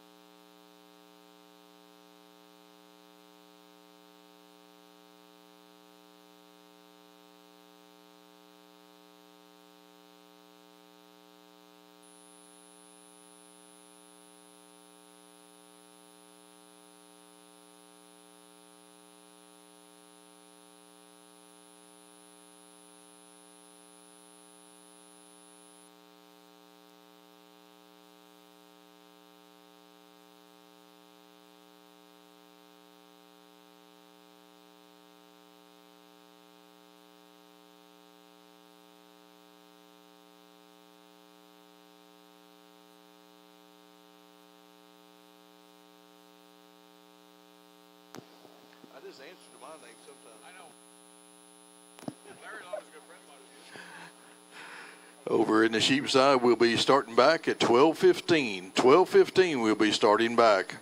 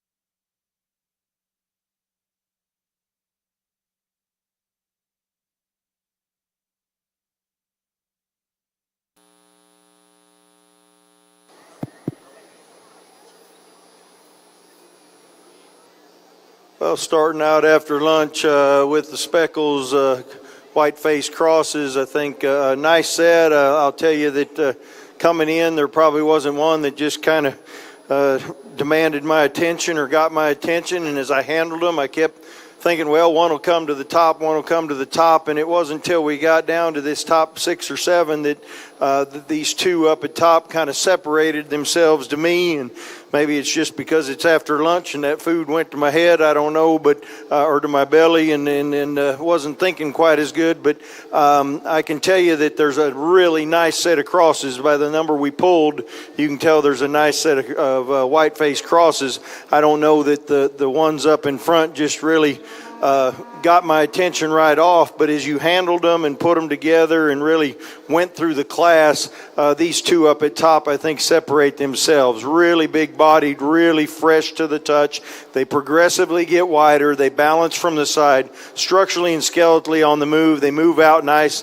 They've got some extra feature to them compared to the one in third. They've got some extra movement compared to the one in fourth and fifth, or they're more fluent in their movement than the ones in fourth and fifth. And I think that they put their front ends together on a skeleton that's in a little neater package than the three that are directly behind them. Really appreciate that freshness, that youthfulness of touch. I think the one that wins is a little neater up in that front end and a little more tucked in that chest. I think he's a little bit wider in his mid-body when we look at his mid-body. And I like the way his hip to hock to ground is just a tad better than anything in the class when we put him in motion. That's taken nothing away from this one in second, because to me he's just a notch off in these places. He's not bad fronted. He's not too small in his mid-rib. He's not bad off his hip, hock, and hind leg, but he's just a notch away from being where this one is that wins the class, and that puts him in second. Another fresh handling one. We give him a little more body. We change that hip just a tad and make him just a little better up front. He's still burly-legged and big-footed and all those things we're looking for as far as those characteristics. Just need a little more of him and a little more fluentness on the move in comparison to the one in first. This one in third kind of just logically fits there to me. He's kind of in between both sides of him. I'll be the first to admit he doesn't have as much leg wool, but he's not as big-boned and big-footed as the ones on either side of him. But one that handles really neat as far as that leanness and cleanness of rib, really big and expressive in his top, gets progressively wider as he goes back. He's just not got the flash. He's not quite as cool about his front. He's a little plainer in his body. He's not quite as big in his mid-body and mid-rib, but he walks wide, coming at you and going away from you. We need to give him a little more bone, maybe make him a little more up-fronted and give him just a little more mid-body in comparison to them in front. But to me, he's a little bit neater in his structure and skeleton, especially in his front end, and he moves better on the walk than the two directly behind him. We get into this next one. This one handles much like the first two, really fresh, really big in that frontal rib and in that mid-body, one that's huge-butted. One, we put him in motion, he gets a little bit down in his head, a little bit down in his neck and in his chest floor. He does that also when you get on the side profile. He's one of those that wants to throw his head down, and young man's doing the best job he can, but this sheep's just that way, and his structure and skeleton needs to be right so we can set it on top of his shoulder and make him a little more competitive as far as that front end's concerned. He's got a little bit of blade that bothers me up front. I'd like to clean that up just a tad and clean that chest floor up. But we're taken away from one that when you talk about width of loin, hind saddle, freshness of touch, a lot of good carcass characteristics in this one, and another one that's big-footed and burly-legged as well. Really nice one, just needs to be cleaned up and a little cooler. This one next is probably a little cooler in that front and blends together better in that front, but not quite as well as the first two. He's not quite as neat about his length of neck, length of cannon in the front end. We get this one just a little burly. This one's a lot of carcass. This one's a lot of carcass quality when you look at with the loin, with the hip, leg score. This one doesn't have quite as much foot size and bone size. This one, when we put him on the move, he just gets too restricted for me off that back end. We'd like him to see him hinge better out of that hip and hock and down to that floor, but really, or down to the dirt, but really a nice one as far as muscle and carcass attributes. One that just gets a little loose in his spine, doesn't hold himself together. One next, we've got one needs a little more width out through the pins and the leg muscle. One that shortens up in his body but has a good touch to him. One next that's really long-bodied, needs to be a little lower in its flank. And then we've got some that just probably need to touch just a little bit better. Don't have quite the look from the side and balance from the side that the ones in front of them have. Really a nice set. Again, these kids have done an awesome job. Let's give them a round of applause for their efforts here.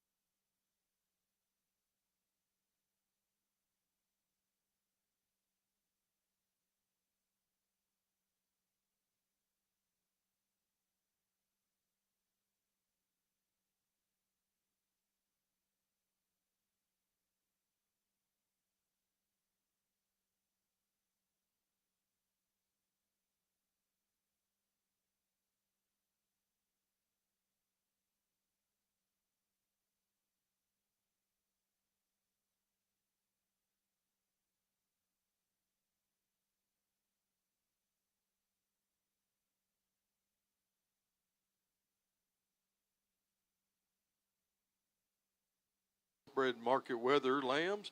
First goes to Tyler Schoaf from Sealing. Second, J.C. Oldenburg, Conowall. In third, Kylie Bell from Dover. Fourth place in that class, Joseph Parks from Stillwater. Fifth is Alex Remington, Manford. Sixth place, Hunter McElhaney, Elgin. Seventh, Poppy Robinson, Dale. Eighth place, Stetson Nix of Winoka. Ninth, Harper Cox of Marlow, and 10th was Emily Wilson of Adair. We have our second class of white-faced cross wethers in the ring at this time.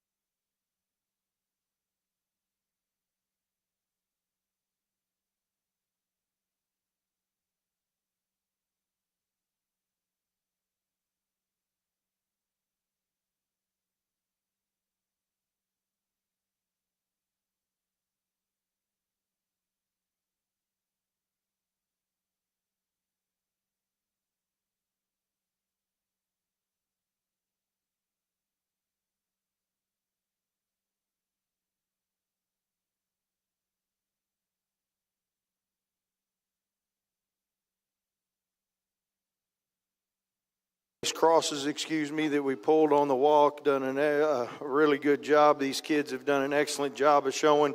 We've got some sheep over here that need more muscle, some of them a little past prime. We've got some good outline sheep that need to be wider in their pin setting, better off their hind two.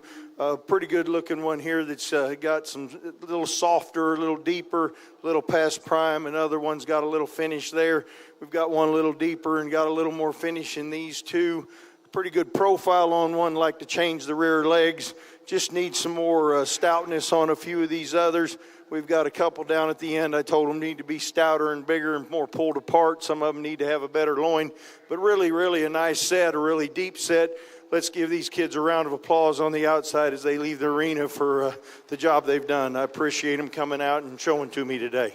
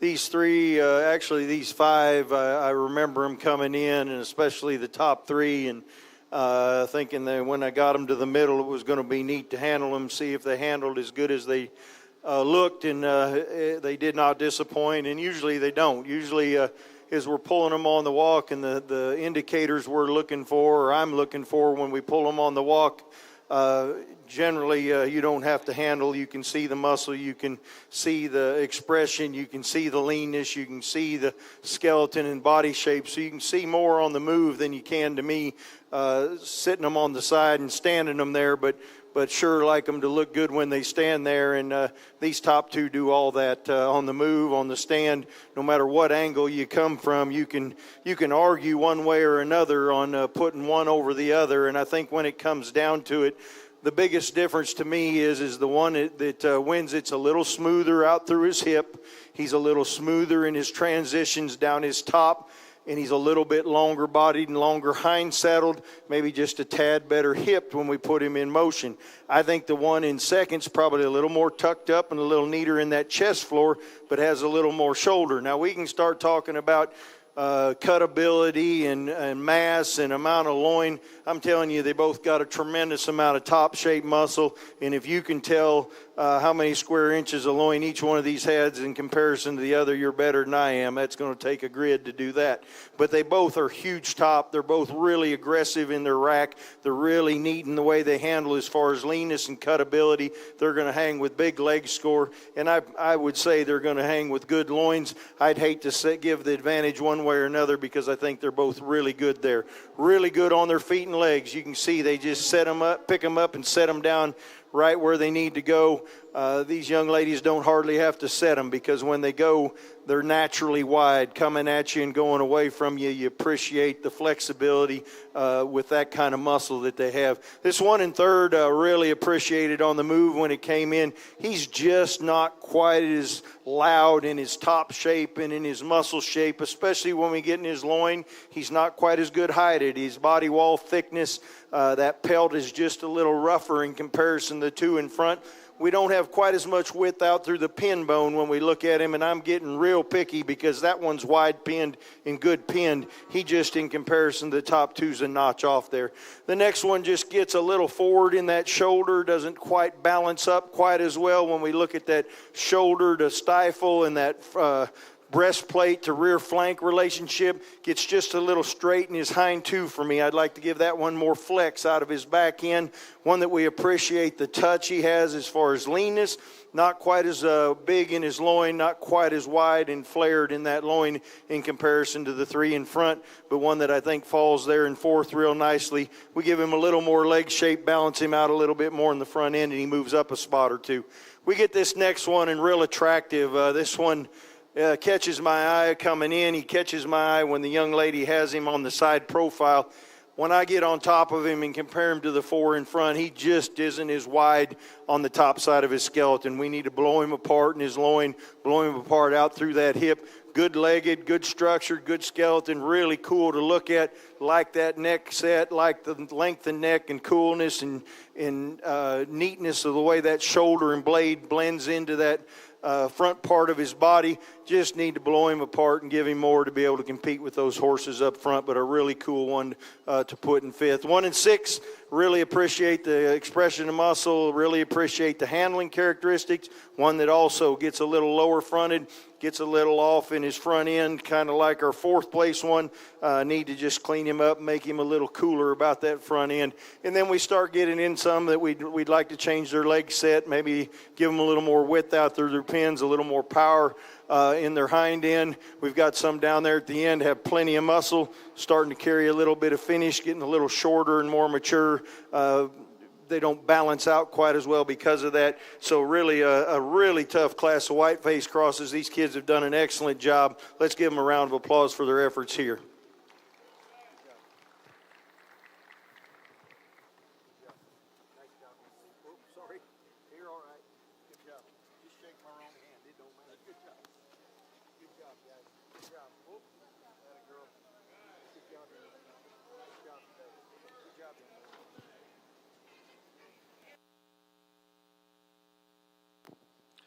In her second class of white-faced crosses, first goes to Laney Allen from Canute.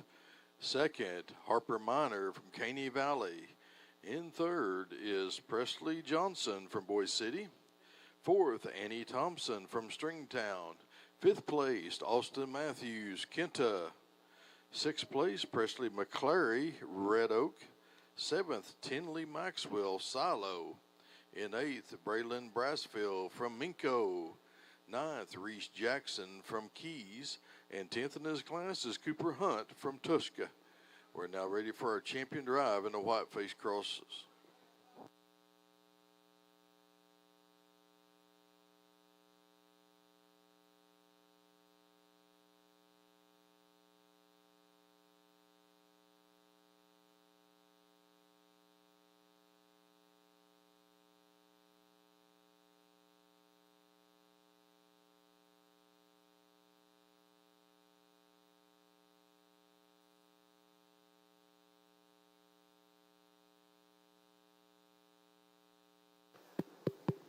So we definitely step.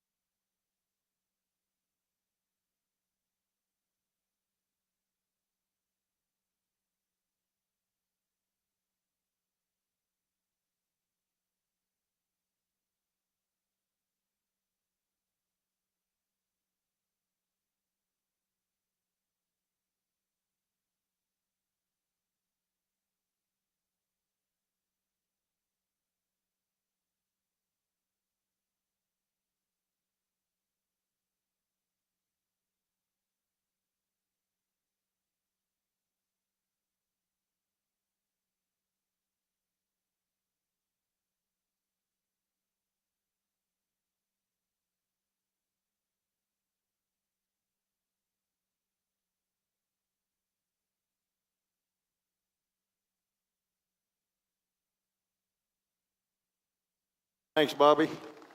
He didn't even hear it. He was too busy. Well, when we get our white face crosses out here, what a quality set. Knew they'd be that way. I told you in the first class I really couldn't get my bearing straight and really find one that just kind of said pick me or that really just stuck out. But when you get them all out here and you get them next to each other, just a real good quality set, and I think those first place in those lightweight and second place in lightweight fit right with my first and second in my heavy. They've got balance, they've got muscle, they're good skeleton, good structure, and really pleased with my first and seconds in both classes and in a tremendous set. And as we go through and we pick a sale order, you'll see how I like them. But there's two out here that are just, they caught my eye when they came in the ring. They caught my hand with so much touch and so much feel that they're just hard to get around, and your heavyweights will be your champion in reserve in this division. Congratulations to those two girls.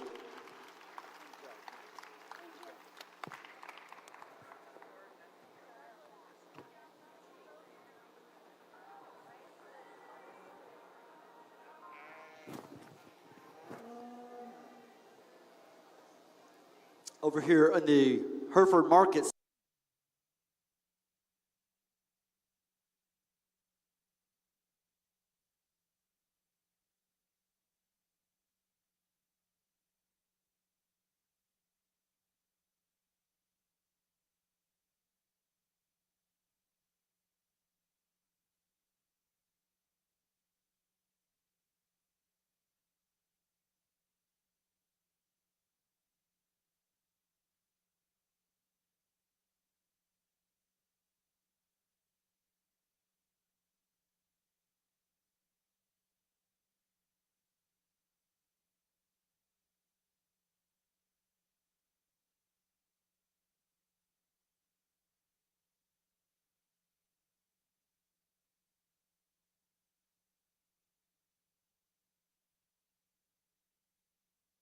Crossbreds, our champion exhibited by Laney Allen from Canute, reserve champion Harper Minor from Caney Valley, and our bronze is Presley Johnson from Boise City.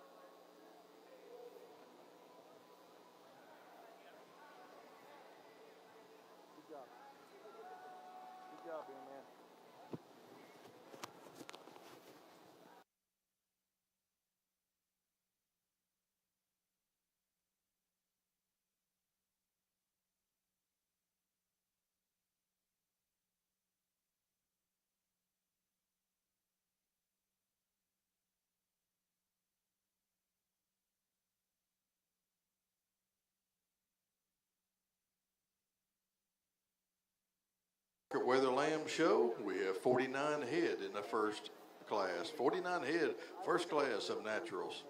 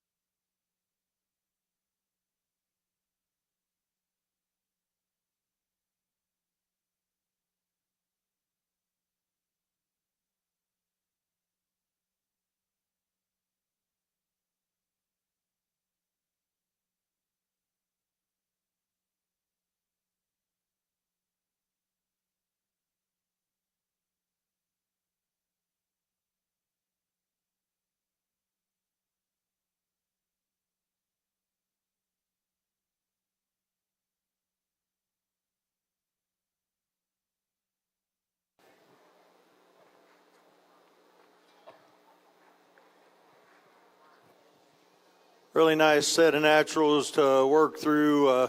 Several of these caught my eye as they came in the ring when you talked about having some stoutness to them and having some balance and symmetry. And when you look at them and you evaluate the way their skeletons tie together and the way they move and then the kind of muscle they have on them, I think that we've had these 5 come to the top pretty nicely, and I think they pretty logically place themselves to me. We're going to start off with one that has some width, tremendous shape in the middle part of its body, tremendous shape right there at the top of its rack. Comes back a little fuller in its loin and a little neater and wider and longer out through its hip than our one in second does. He's not aggressive in his forearm and front end. He's not quite as wide, quite as cool about that chest floor and forearm, which is strange, somewhat strange, because usually when you see that, it correlates to the back end. And in this case, this one's better as far as forearm and chest floor. This one's better as far as loin and hip and that extra muscle in back. And so they kind of switch roles. If you could put them both together, boy, what a sheep. But we can't do that. So the extra length of neck, the extra amount of width in that loin and out through that hip and dimension that one has is what makes it win this class today. The one in second follows nicely. Really neat to watch move around the ring when he does. He doesn't want to walk very good, but when he gets up and goes, he gets up and goes nice. Saw one time where he really, stepped out and did nicely, and we're not going to take it away from her because when we look at the other aspects of him, as I said, really good front, really good forearm, really good middle body, needs to be a little better loin and better hipped in comparison to the one in first. He is a little more aggressive in his shape down his rack and over his cage than the one in third. He's a little bit cleaner over his rib than the one in third, and that's what gets him over that one. Really a smooth shouldered, really a nice one as far as transitions from front to rear, from shoulder to rib, rib to loin, loin to hip is this next one. He gets a little narrower in his base when we look at him in the front and we look at his natural stance compared to the sheep on either side of him. He's just a little narrower. He doesn't balance quite as well with his rear flank. We'd like to maybe change that about him. Gets just a touch forward in his front end. But when we look at smoothness and the way this one ties together, really appreciate that. One that's really good in his loin. I think he's a little neater in his front end in the way he's put together than the one in fourth. The one in fourth, big foot, big burly bone, tremendous hip shape. This one gets just a tad round when we go to put him in motion on both ends. We'd like to clean that front end up. We'd like to make that back end hinge a little different, move a little different. But with that kind of shape, it sometimes happens like that. This one's good and aggressive in his rack. He doesn't tie from his upper part of his shoulder in the middle part of his shoulder into his rib quite as nicely. Gets a little pinched there in comparison to the ones in front of him and is a little more wide and has more width and blade up in the front part of his shoulder, and that kind of is a deceiving factor about him, and it takes away from his balance and it takes away from his symmetry and the way he ties together when you get over top of him. This one in fifth was one that I thought would be first or second when it walked in.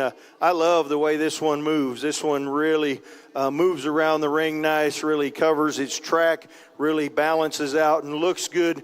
When we get our hands on him, really big in that loin. This one's really flared and deep.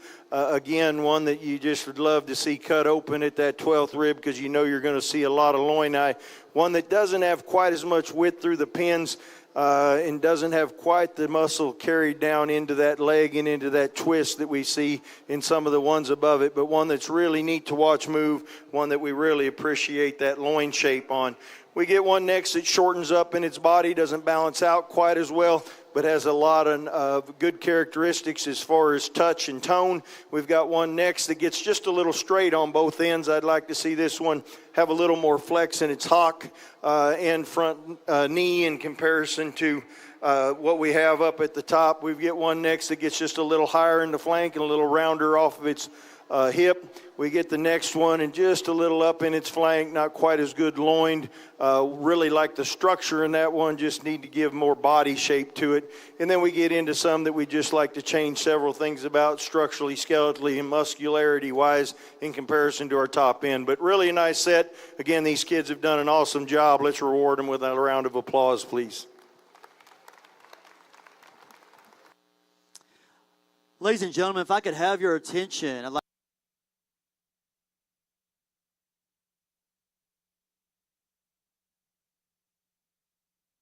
standing administrators in our schools who support the agriculture programs. And we have 3 individuals we want to recognize with the Chairman Awards this afternoon. It's with pleasure, with the first one, I introduce Mr. Jason Lindley from the Hartshorn High School. This is some things that people wrote about their administrators and their leadership and their support. Mr. Lindley, an outstanding leader, example, mentor, and supporter of Hartshorn School's agriculture education program as the superintendent. He's a native to the town. Mr. Lindley has deep roots and appreciation for the school and its community. He's truly a selfless leader that always puts the students first. And it's not uncommon to see Mr. Lindley at the shows holding a clipboard to make sure all the exhibitors are ready to hit the ring or setting up cameras to live stream the show for those who cannot attend to be able to watch. Mr. Lindley is the type of man that leads by example and is always there to practice what he preaches. He's very instrumental in acquiring funding for and creating Hartshorn new agriculture education building that includes agriculture mechanic shop and a meat lab. He understands the complexity of a strong agriculture program and strives to provide opportunity for teachers and students involved in the Hartshorn FFA. Please help me welcome Mr. Jason Lindley.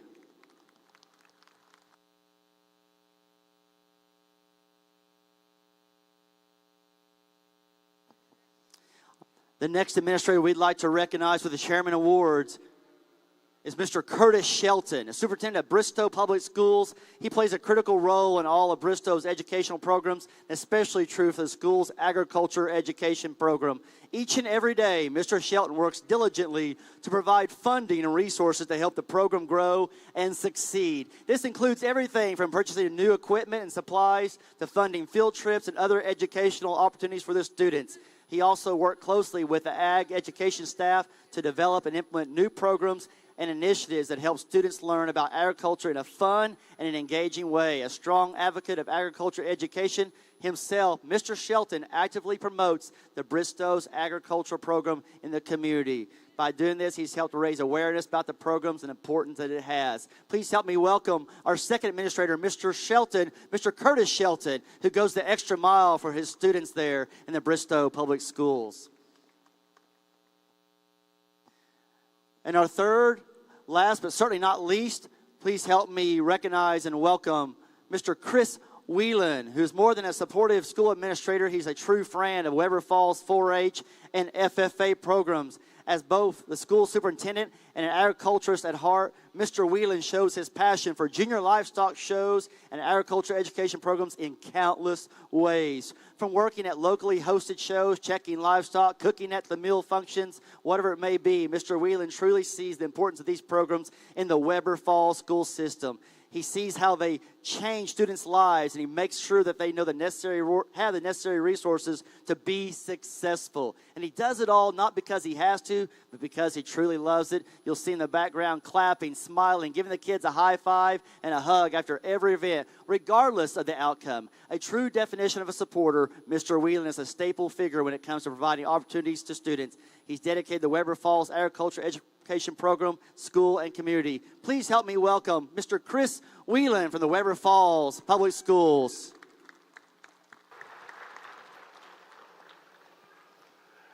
All right, as we get things going back over here in our Lemmy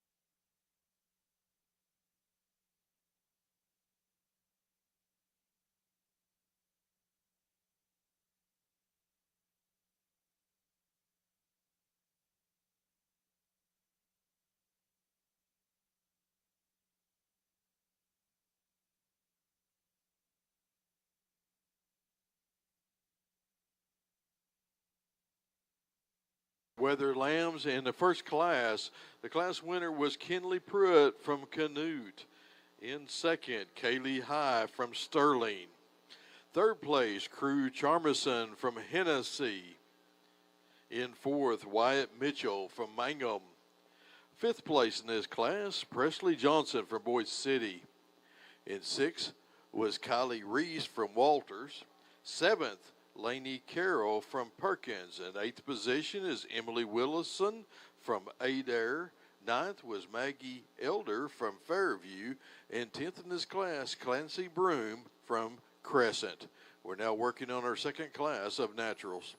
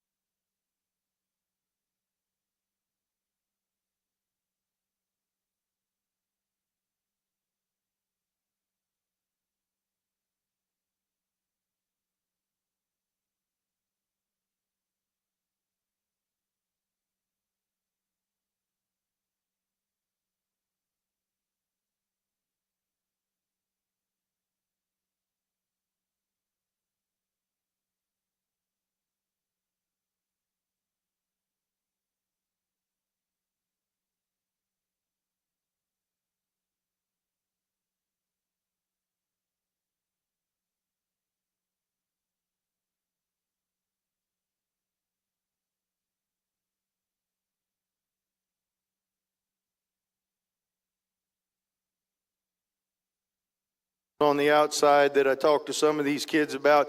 A lot of them don't just have enough total power and muscle to them. A little bit up in their flank, a little bit narrower, a little frailer. The ones I talk to, they may have a little more to them, maybe don't balance quite as well, not quite as good in their top line, maybe carrying a little bit more condition, a little softer, a little bit off in their pelt and hide, but really a nice set. Several in here that are close to being pulled. These kids did an awesome job. Let's give them a round of applause for their efforts there.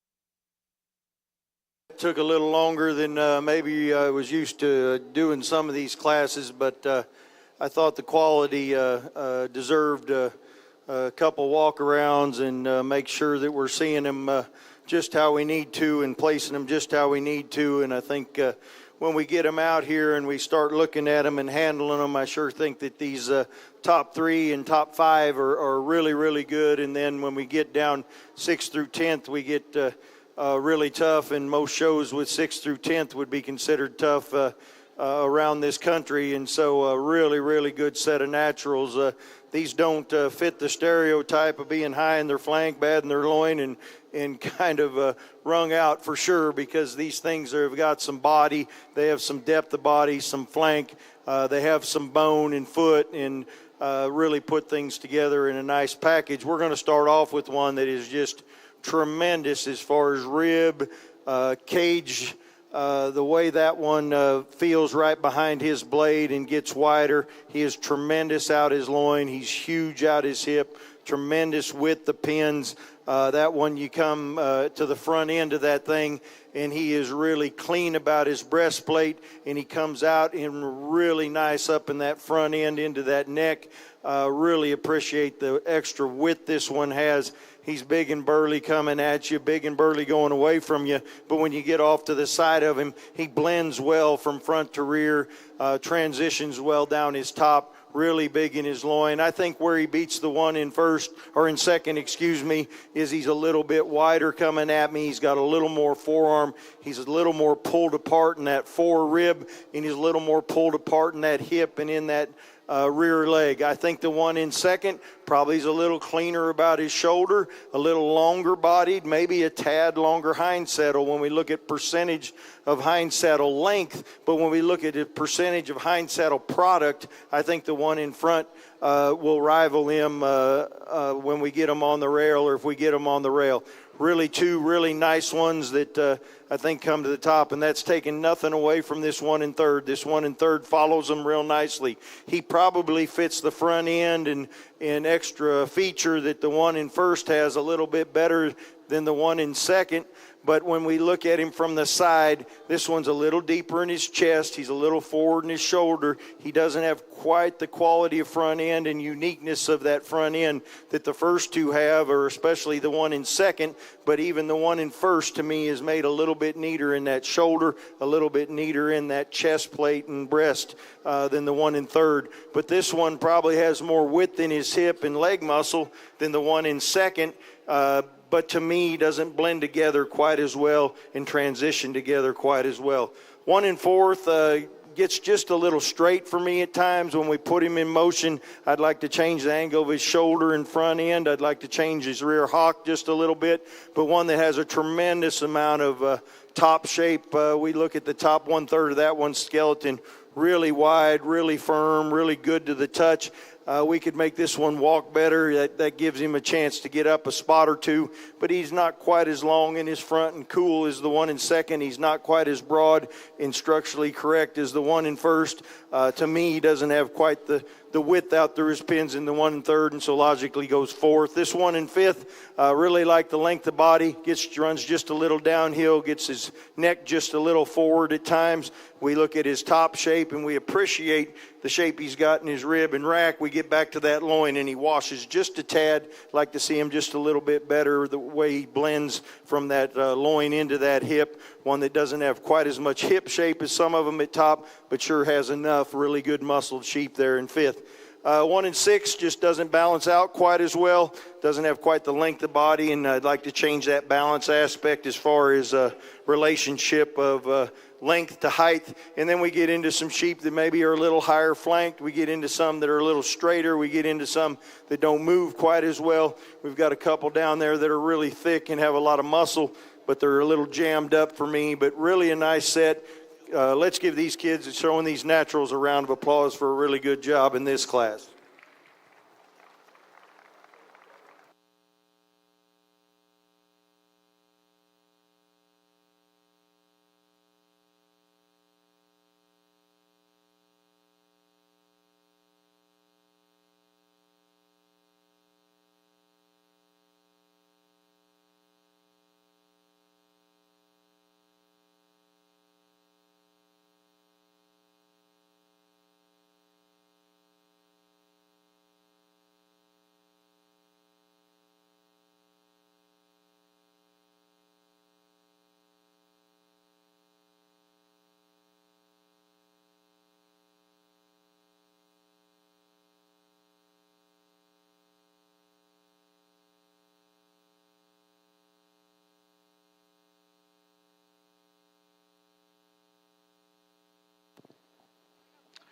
In her second class, Natural Market Weathers. First is McKenna Hurley from Ellick FFA.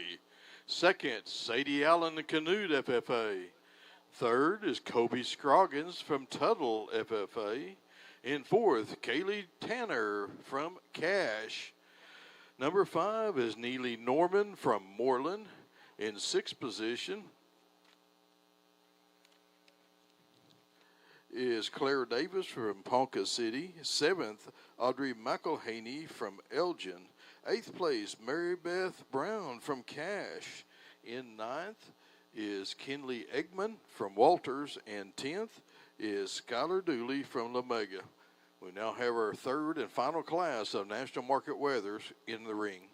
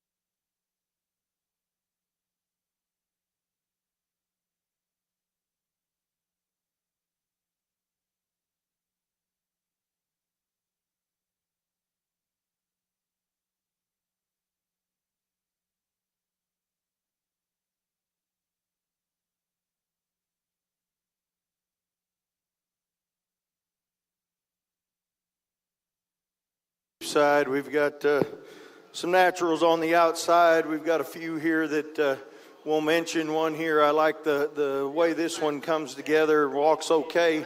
When we get to handle him, gets just a tad up in his flank. He gets just a tad softer, not quite as wide out through his loin and hip. We've got another one that doesn't have quite as much loin as he needs. Got a really good skinned, really good heighted one that handles good as far as touch and tone, but gets a little narrower made, a little high in the flank.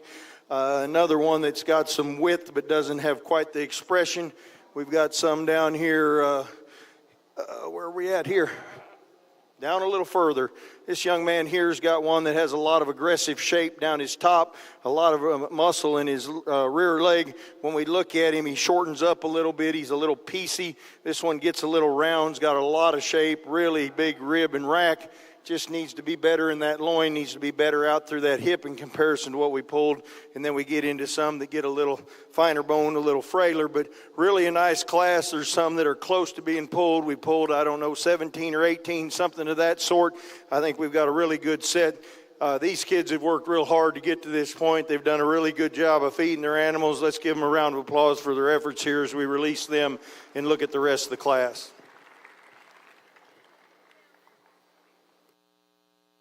So I'm glad it was my turn to have the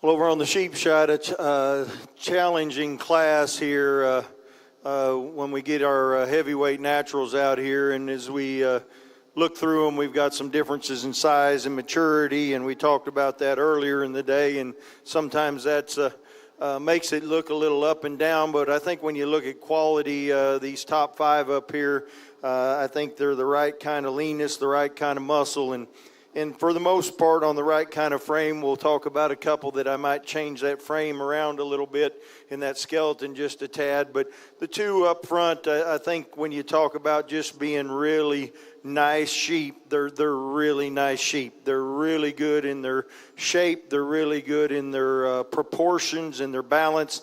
I think the one up front just handles a nickel better when you talk about that expression in that rack, that width out through the loin and the width out through that hip, really wide into the middle part of that leg. I like this one when we put him in motion. I think he tracks really free and nice.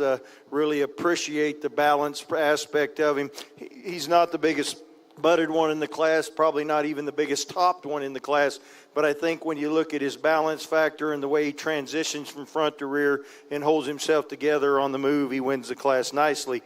The one in second, I think, follows him closely. He's a little longer bodied. I appreciate that about him. One that maybe is not quite as stout footed, stout as boned as the sheep on either side of him.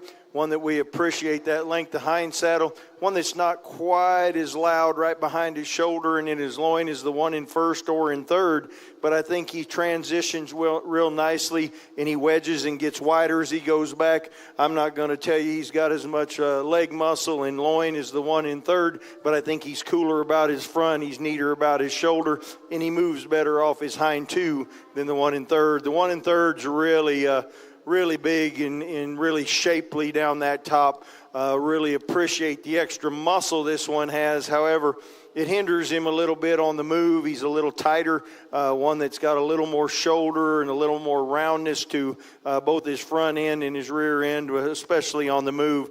But one you can't get by the carcass characteristics and carcass quality that this one brings. One that balances nice from the side when you look at forearm to rear flank relationship. We just need to level that hip out, make that muscle just a little bit neater as far as the way it ties together. It's a little bunchy and a little round for me, and when we get him in move, it accentuates that. When we get to the next one that we appreciate the touch and feel, one that really is good heighted, really is good to the handle, one that we could lengthen out in comparison to his height, but one you really have to get on top of to appreciate. One that we could maybe make a little wider and longer in comparison to the top 3, but we do appreciate for his size how he fits in this class. This next one I really liked when he came in the ring. I think he's got a good balance point. When we get him out here, he's not quite as tight in his spine. He gets just a little bit looser.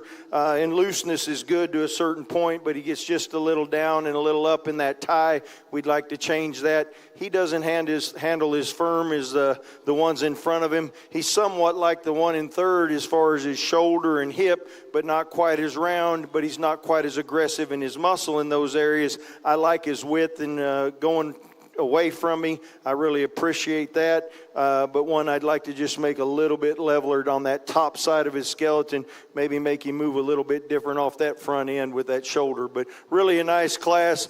Some others down here that have a lot of nice qualities, just not quite what we're looking for as far as structure and muscle in the same package. Let's give these kids a round of applause for a nice job in this class.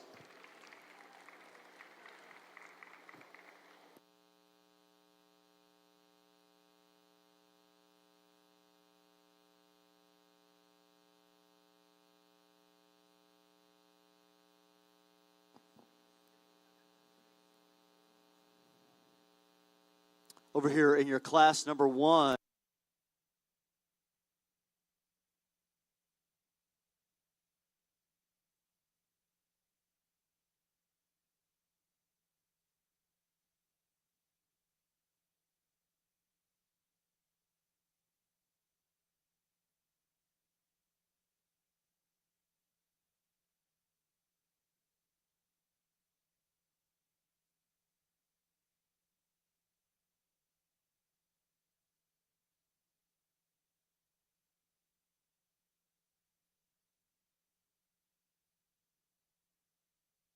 Winner is Riley Harlan from Mustang.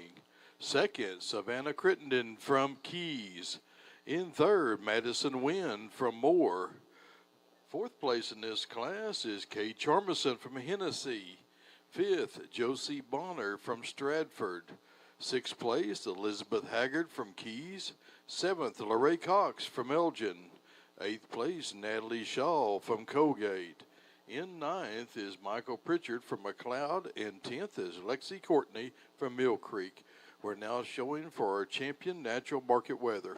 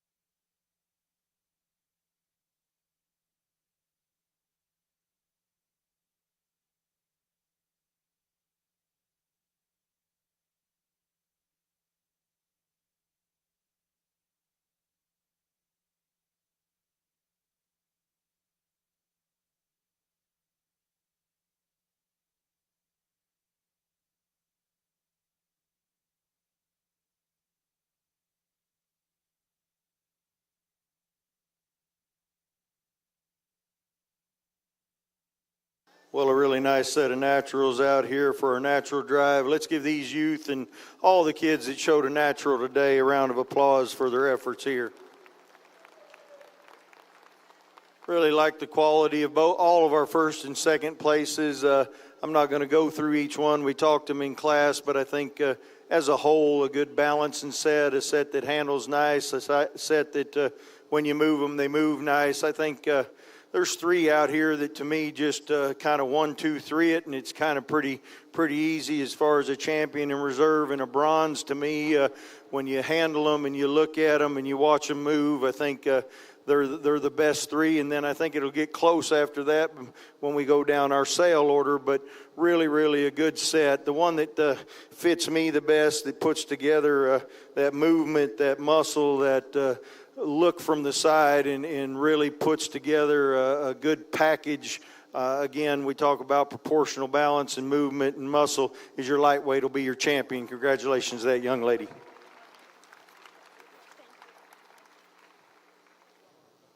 Really a tough class there, a young lady in second. Really appreciate what hers looks like, but when we really start handling and looking and start talking about having them with the kind of shape we were talking about, there's a one to me that for reserve that puts together a little bit better package. Your middleweight there will be your reserve champion of your naturals.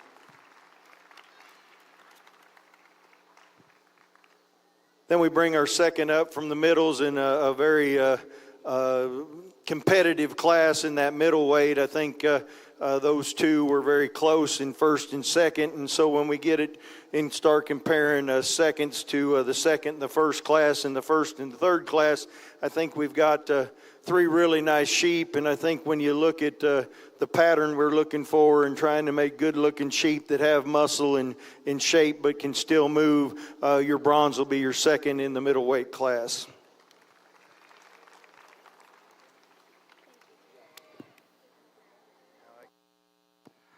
Our champion natural was exhibited by Kenley Pruitt from Canute, reserve McKenna Hurley from Ellick, and the bronze Sadie Allen from Canute. Well, we get into our second class of main.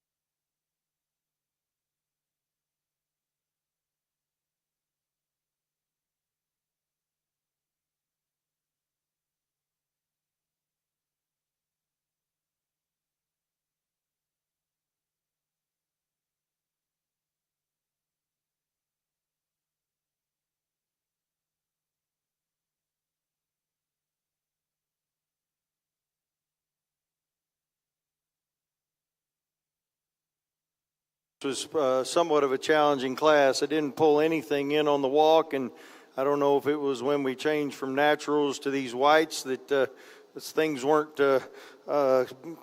jumping out at me to say that I like this one, or if it was just the set of sheep or the way it worked. But as we work through the class and we get them sorted and we handled them and move them around, these 5 came to the top nicely for me. I think there's probably 7 or 8 that kind of came to the top pretty easily after we looked at them and handled them and put them sideways.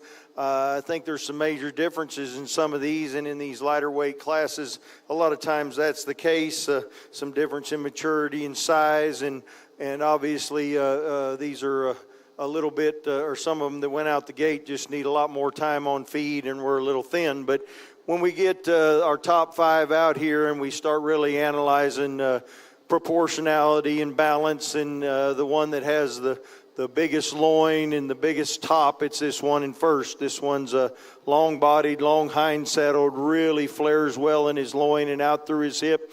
Could he be just a tad better on his hind two when we compare him to Ideal? Yes, we could have him a little better there. But I think when we talk about first and second, there's a lot of give and take here. And I think there's enough extra muscle in that hind saddle, enough extra flare, in that loin. I think this one handles really fresh. I think he's wide coming at you and going away from you. Again, I'd like him to handle those rear 2 a little nicer. This next one's really attractive from the side, really transitions well from the side. One that's not quite as doesn't have quite as much width through that hip, quite as much width through that loin. One that gets just a little cut up in his twist in comparison to the one in first, but one that balances nice from front to rear flank, one that moves around real nicely. We like the transitions. This one wedges and gets wider as it goes back. I think he probably handles his rear 2 a little bit better than the one in first. But I think that he's not quite as good as far as rib shape, loin shape, and hip shape is the one in first, and consequently goes second. We get into our third place, and another one with a really nice loin, probably a little wider loin than our one in second. I don't like this one's hip shape quite as well. I'd like him to come out with more flare in his pins. I'd like him to give me more muscle down in that middle and lower part of his leg in comparison to the way his hip shape is and his loin shape is. He's somewhat disappointing when we get back to the leg, and that throws his side balance off when we look at him at this view right there. Doesn't have quite the depth of leg, so it doesn't match his forearm, it doesn't match his body balance, and that throws him off just a little bit, and that's why he's third today, because one that handles real nice down his top, has a big forearm, and has some width. We have one next that just gets a little out horse. This one's a little bit flatter in the loin, doesn't have quite the flare that we'd like to see. One that handles good as far as touch and tone. We'd like to lengthen this one out, change its relationship to height and length, maybe give his neck set just a little bit better in the back of his shoulder or in the top of his shoulder. We get one next that's full of muscle, really thick, got a lot of forearm, a lot of dimension to that rib, a lot of middle body shape. This one gets a little softer, and this one just gets a little jammed up to me. A little more shoulder, a little shorter neck jammed up in him. I'd like to change that hip and rear leg set in this one as he gets just a little round with that muscle on the back end. But really, really a nice set. Again, these kids have done an awesome job. Let's give them a round of applause for this class of Hamps. Well, we come back over here.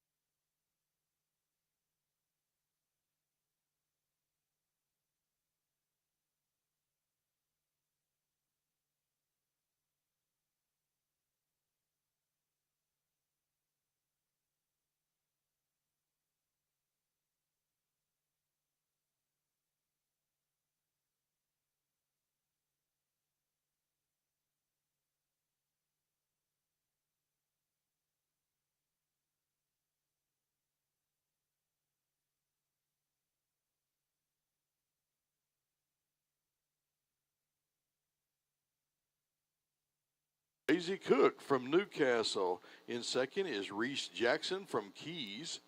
Third is Kaylee Schaefer from Stillwater. In fourth, Lillian Stevens from Guthrie. Fifth place, Rimley Ross from Moreland. In sixth, Briley Meeks from Ripley.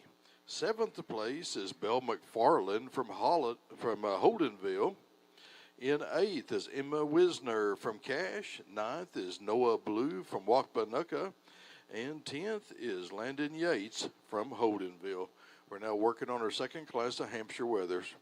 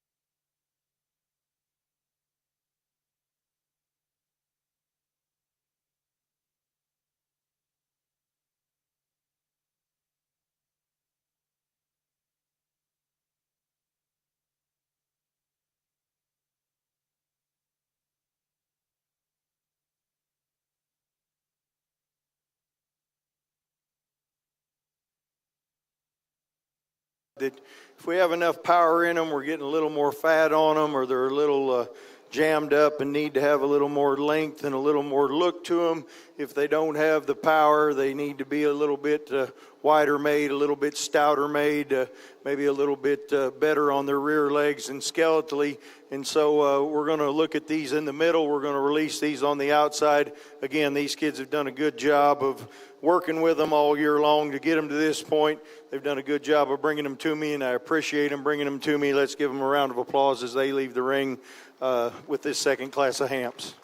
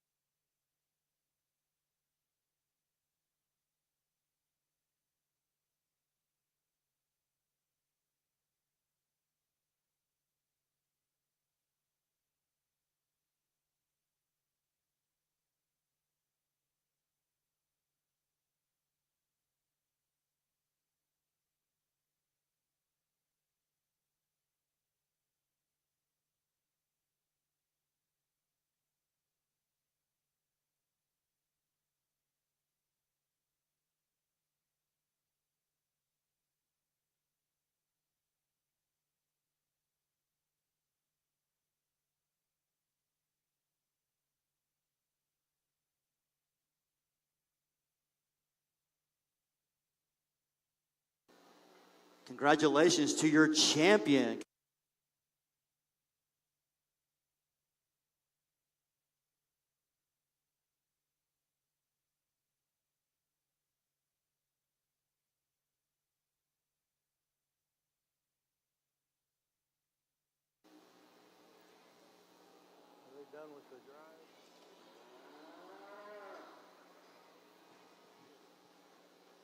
Well, over here on the sheep side, we've got a Hampshire class that's very challenging, very high-end sheep here at the top end of this thing, and very high-quality class. I think I pulled 10 off the walk, and tremendous set that was pulled off the walk. And when we went over and handled them, they matched what they looked like on the walk, because I don't think any of them's not in the top 10 that were pulled on the walk. Really a nice set.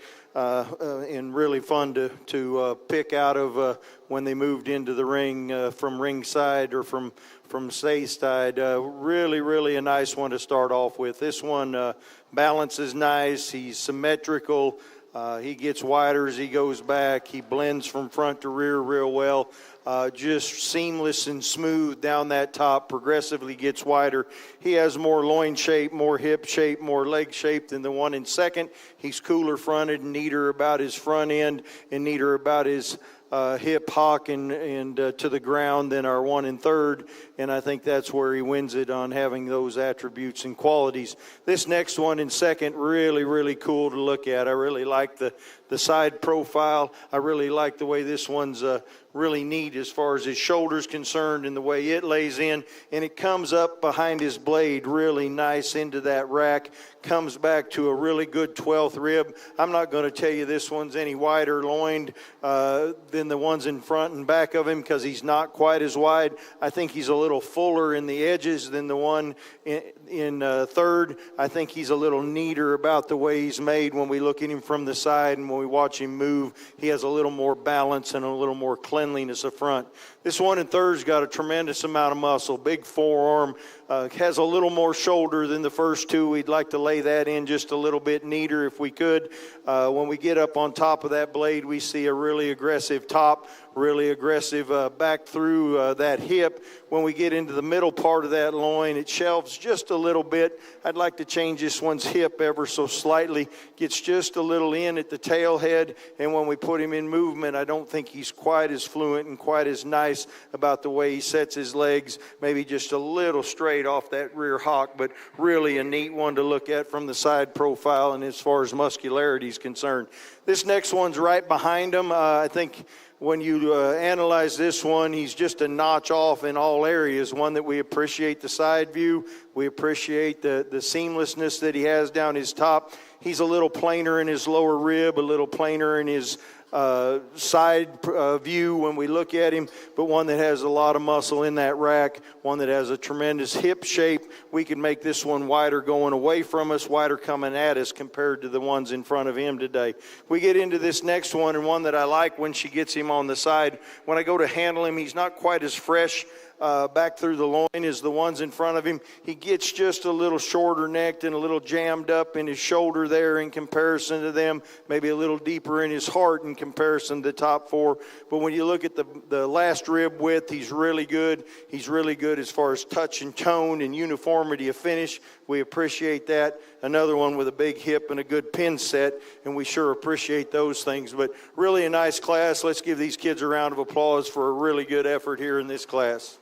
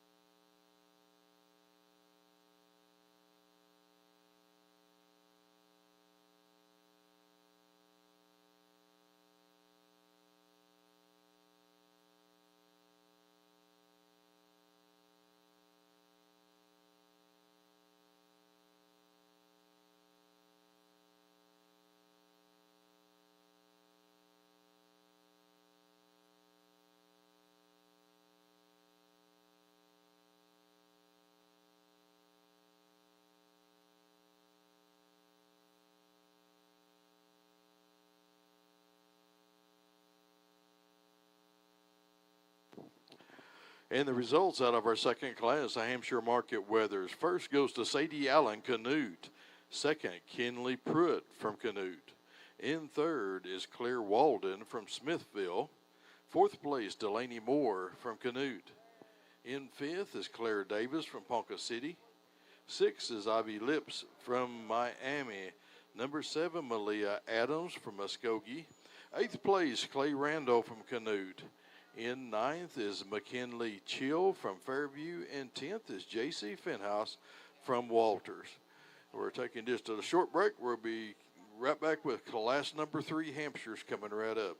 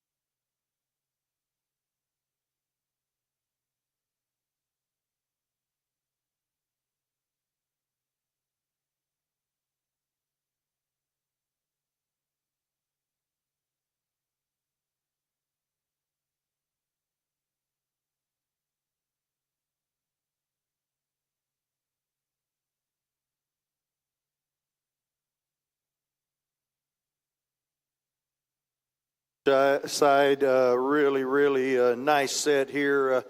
This Hampshire class is deep, and when you get these top five out here and even down 6th, 7th, 8th, very challenging, very good quality all the way through. We're going to start with one that I guess when you really start analyzing these three at top and start looking at them and they get off of them and you look at true base width and the amount of substance they have and that type of thing, I think this one comes to the top nicely.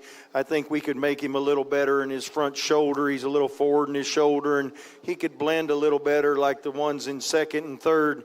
But I think when you're talking about that much mass and that much body shape and that much top shape, you sometimes have to give up maybe just a little bit of that shoulder to get there. And when you talk about one that walks wide, moves good, is really wide coming at you with a big old forearm and wide chest floor, but then you get around top of him, he's really big in his rack, he's huge in his loin and hip, and is bigger in those areas than the two behind him. And I think when you balance those things out, I think he's got to win. One that balances nice from the side, really puts together a lot of good characteristics, and really appreciate that one. This one in 2nd's really cool fronted for the kind of muscle that he has. I appreciate the way his shoulder lies in there. He's not as smooth and wide out through the loin as the one that wins it. He's not as big-footed as the one that wins it. I think he's a little bit more base-wide, both coming at me and going away from me, than the one in 3rd. I think he's a little bit more aggressive in his muscle than the one in 3rd. I think the one in 3rd's maybe a little smoother from front to rear. Excuse me, especially when you look down his top line. But when you really start analyzing the one in 3rd, I don't think he's as wide-based and true natural width. Doesn't have the true natural width that the two in front of him have. I'd like to blow him out just a little bit in that forerib and in that lower part of his body in comparison to them. I told the young man when I handled him, I guess I missed that one coming in, and I don't know what was going on. We had some different stuff, but that one really comes to the front, and young man did a nice job of showing him. Another nice job of showing this young lady here. I don't know how much this sheep outweighs this young lady, but by quite a bit. And this is a really burly one, really got a lot of muscle, a lot of shape, really long-bodied. However, the length of body is somewhat to his detriment in this class. He gets just a little easy in his top. He gets a little lower in his front and bigger in his shoulder, and doesn't tie quite as well together as the three in front of him. But you want to talk about one with body shape and leg shape and top shape and big foot on him. This one has it. We just need to maybe clean him up in that shoulder. Actually, if we could shorten his spine just a little bit, it'd make him a little more attractive and make him better as far as that side profile and on the move. But I think there's enough extra oomph to him, enough extra horsepower to him that he goes in 4th over 5th. The 5th and 6th, both those sheep are very similar. I really like their profile. They're upstanding sheep. They're tall-shouldered sheep. They get just a little up in their flank. I think the one in 5th has a little advantage over bone and substance, maybe a little advantage over loin. I think the one in 6th maybe just a tad more attractive when we put them in motion. But I think two sheep that are really nice as far as handle and as far as profile, they just get out horsed by some that have a lot more width and a lot more dimension, especially the top side of their skeletons. We've got one next that handles nice as far as freshness and firmness. Need to blow that one apart. One that's got a lot of expression of muscle in the leg. Good job, young lady. Gets a little narrow when we watch him walk away from us, a little rounder in his loin. And then we start getting into some that maybe are a little deeper, don't quite have the youthfulness and balance from the side that the ones above them have. But a really nice class. Let's give these youth a round of applause for their efforts here.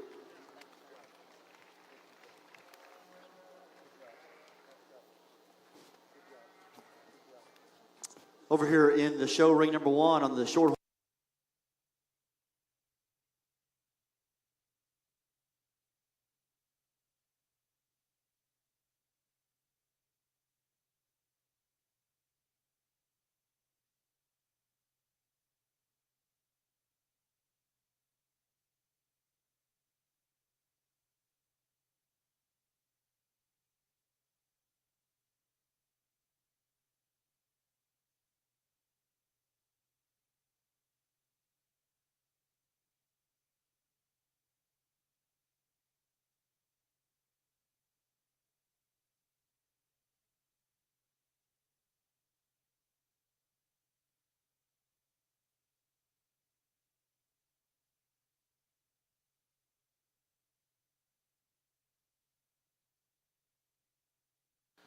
The results out of our third class of Hampshire Weathers first goes to Kobe Scoggins, Tuttle FFA.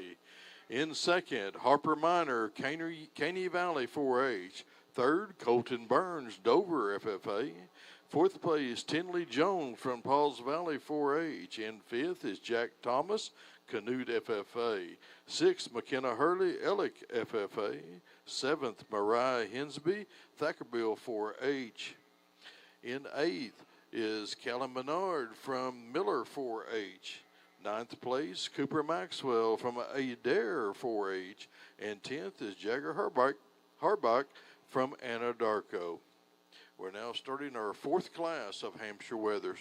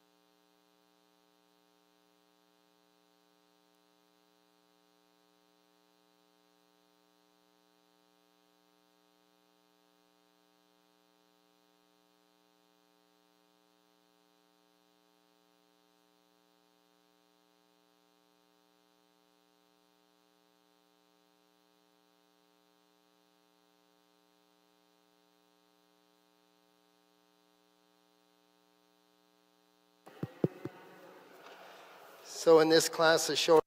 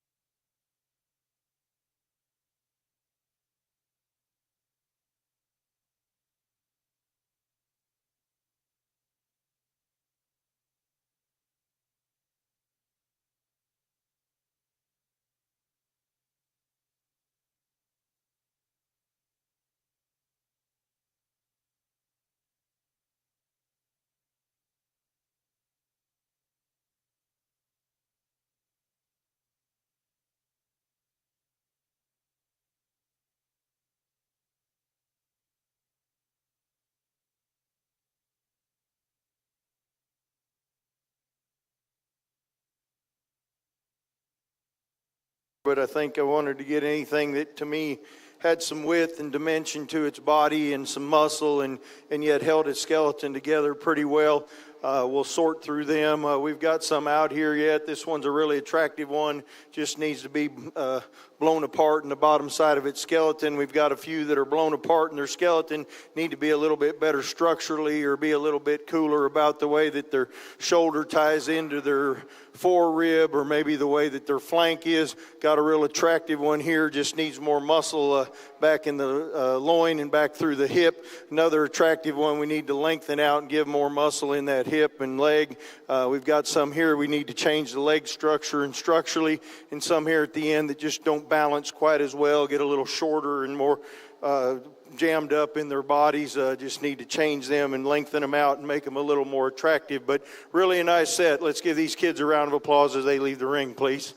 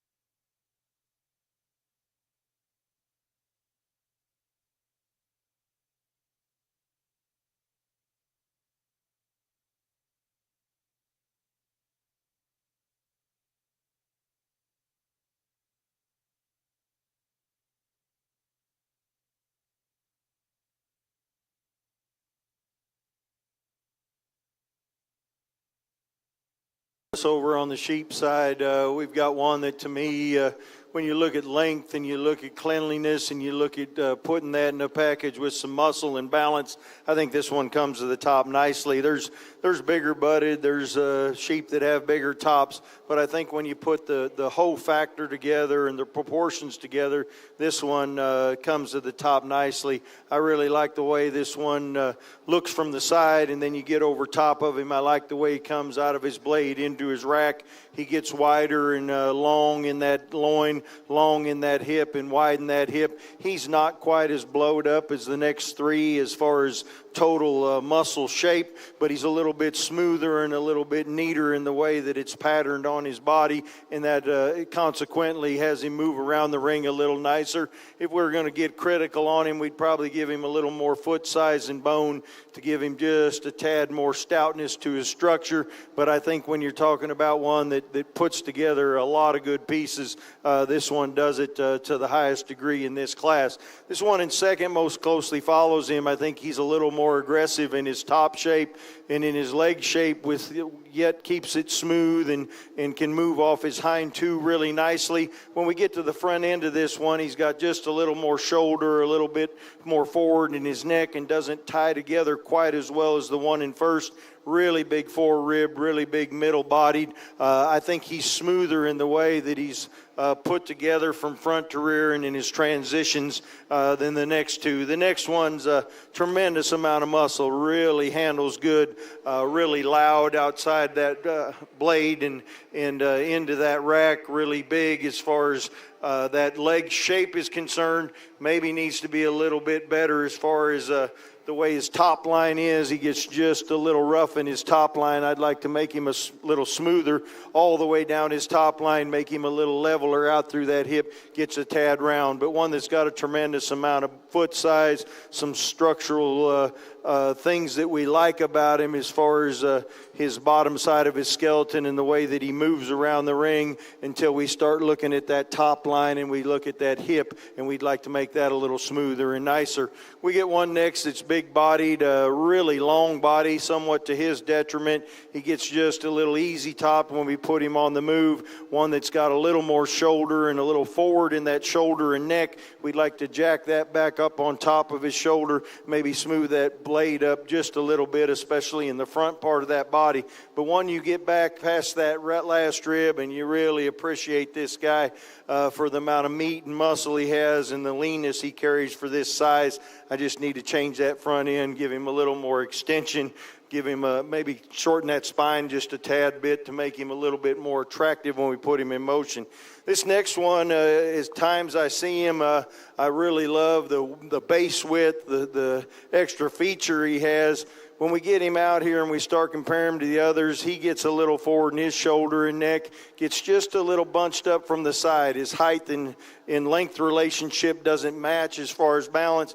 And then we go to handle him, and he's just a little softer than any of the top four. And so being that off balance just a little bit with a little softer makes him go in fifth today, but one you really have a lot of admiration for in some areas as far as width and feature and those type things. Just need to make him a little bit firmer, make him a little bit longer for his height to me as far as balance. We've got one next we'd like to tie into the loin a little bit better, make him a little stouter.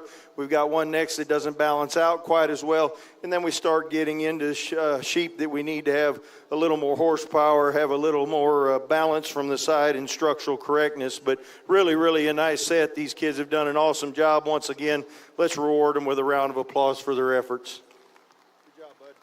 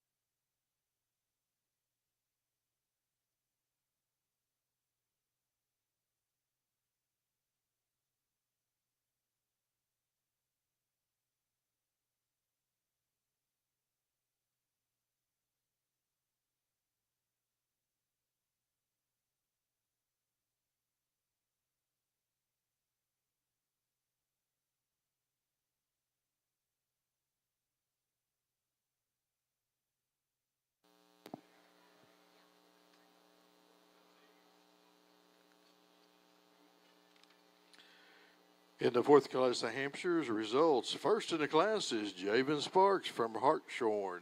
Second from Hennessy, Crew Charmerson. And Crew, little birdie told me in my ear today may happen to be your birthday also. In third in this class, Micah Elliott from Kingfisher. In fourth, Taylor Otto from Ponca City. Fifth place is Kendall Bonner from Stratford. Sixth, Keyston Simpson from Walters.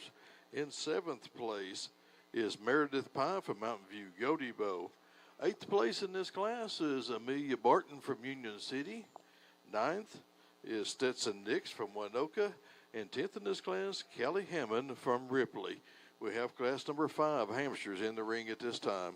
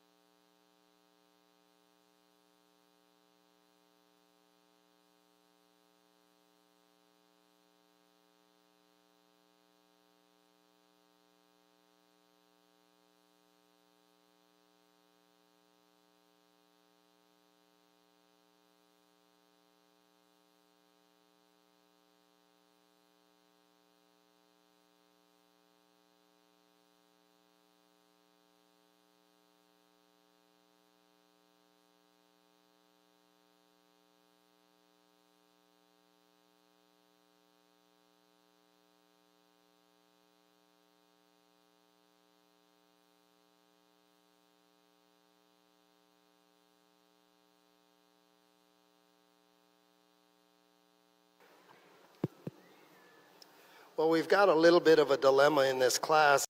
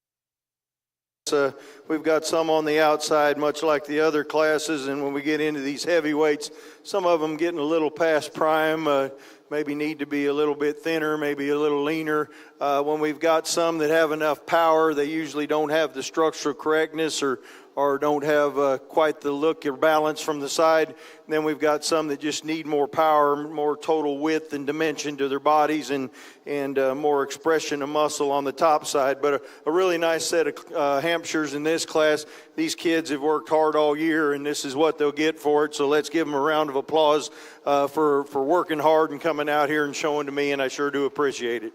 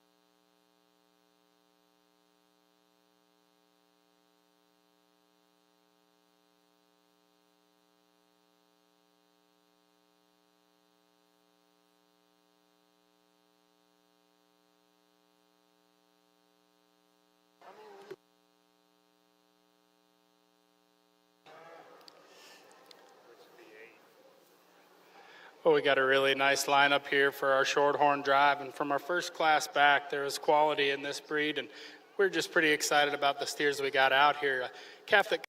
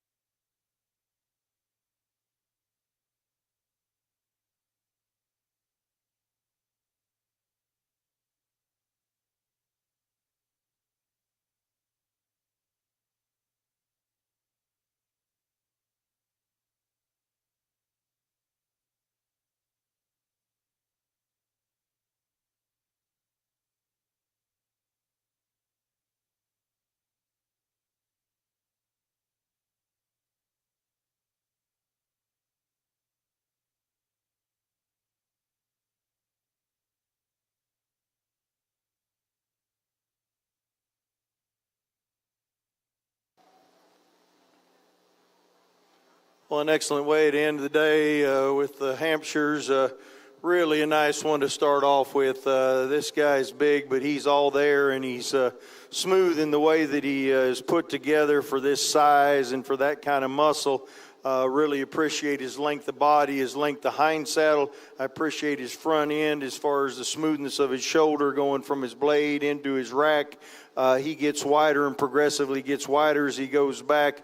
One that has some natural base width and in muscle, but yet is smooth and really good as far as handling characteristics. Really lean throughout from front to rear and really uniform as far as his finish is concerned.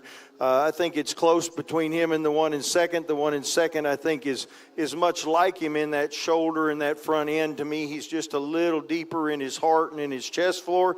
He's a little shorter in his hip and his body when we measure him in comparison to the one in first, but really opened up in the middle part of his body, really good in his loin. He may push with just a little more rack shape, but he needs to be, to me, just a little longer loined, a little longer hipped, and a little longer bodied, maybe a little cleaner in that chest floor in comparison to the one in first. When we make these two motor, they both motor out real nicely and cover their track and really step in the hole and make a good firm step and a good firm print when we move them around the dirt. When we get into this third place one that's got a lot of expressiveness down its top, really big as far as leg muscles concerned. It just doesn't have quite the lines. When we look at it down its top, it's not quite as smooth in its transition. It gets us a little bit forward in that shoulder and that neck. One that we have some base width, one that we have some good body to. Just need to smooth this one up, move his neck back on top of his shoulder and smooth his shoulder up a little bit. The next one is a little smoother shoulder, but lacks the expressiveness and the total amount of aggression of top shape that the three in front of it have. We need to blow this one up as far as giving me more meat up there on the top of that blade and back to that loin. One that's nice as far as his top side balance. When you look at him, you really appreciate the lines in comparison to maybe the one in front of him. One that has good feet and legs on him, just not the expression down the top. And when we get back to that hip, we like that length and that levelness of hip, but we need to make there more mass and more delineation in it. Another one much like this is number one, the one in fifth hole, one that we appreciate the side profile, one that has maybe a little more push on top and a little more expression of muscle there in the rack than the one right above it. But this one gets a little flatter in the loin, and where it really bothers me is we get back to that hip, and this one wants to pinch in just a little bit of that tail. And when we look at that total fullness of leg and the amount of muscle in that rear leg and hind quarter, one that doesn't have quite as much push and quite as much width and depth as the ones in front of it today, but an attractive one from the side that lines are right. Next one's got a tremendous amount of muscle, gets just a little round on both ends, one that we'd like to make a little more attractive next. Another one that's really handles good, and when you get him on the side profile and look at him, you really appreciate him. When you get him on the move, his chest floor and neck and shoulder fall just a little bit, not quite as attractive. Another one we'd like to clean up that way. Didn't want to drive for that young man, but maybe doesn't balance out quite as well when you look at the amount of product he has in his front end and compared to his hind saddle. And then we get into some that we just like to change structurally and muscularity wise in comparison to the top end. But really a nice set. Again, these kids have done an awesome job. Let's give them a round of applause for their efforts.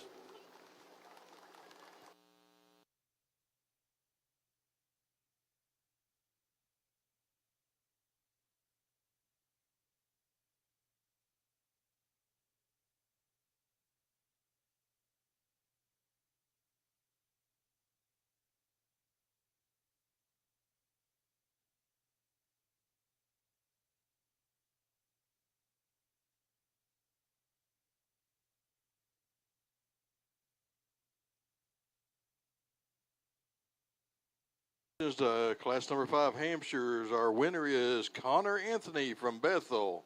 In second is Kate Charmison from Hennessy. Third, Kennedy Keene from Canadian County. Fourth place, Alana Gonzalez from Porter.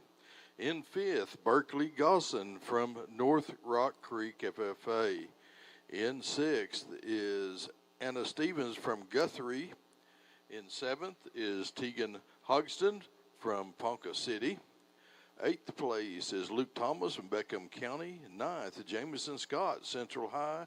And 10th is Braylon Brassfield from Minco. We're now ready for sixth and our final class of Hampshire Weathers.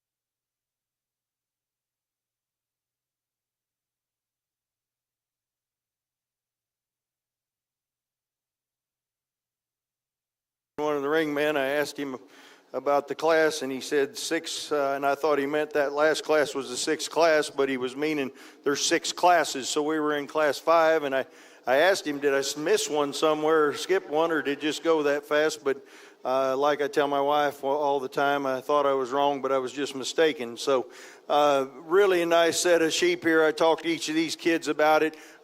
Just some of them need more power. The ones that are pretty enough need more power, and the ones that have the power need to be prettier in comparison to what we have over here. So really a good set. Let's give these kids on the outside of the ring as we release them a round of applause for a nice job, and we'll work through this 6th class of Hampshires.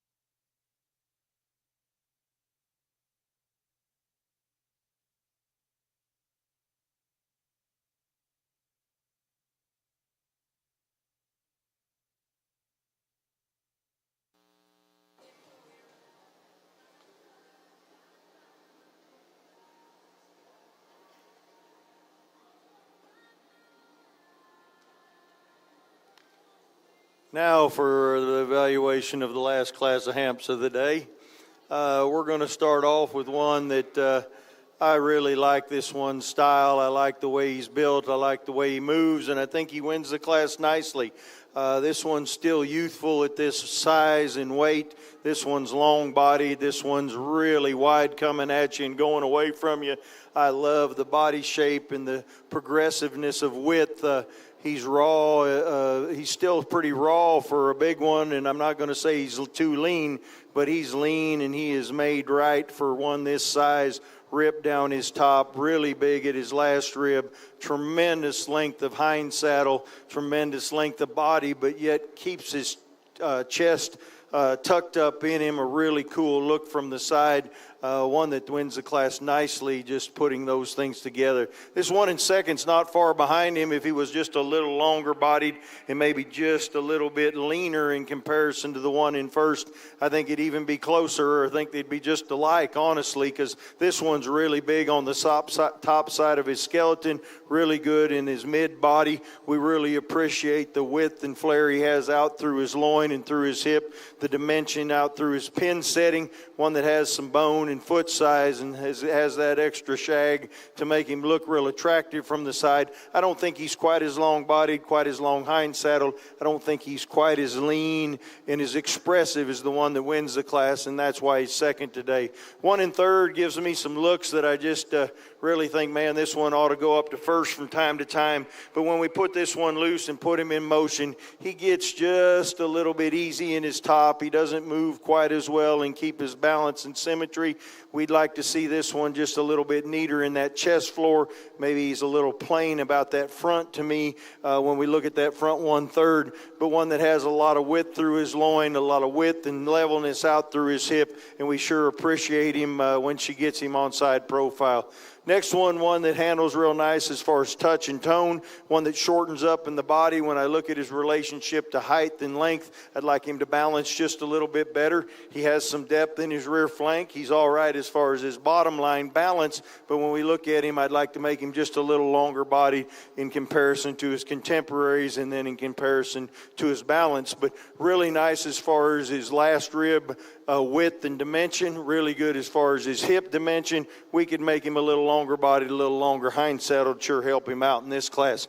We get into the next one, and one that we appreciate the size of this guy and in the silhouette and the outline. When we get over top of him and we really start analyzing, this one's just a little past prime for me. He needs to be a little bit leaner, a little bit more youthful about his head and his bone work. When we get on top of him, he's starting to shelf out just a little bit, a little staler down his top and a little staler out through his tail.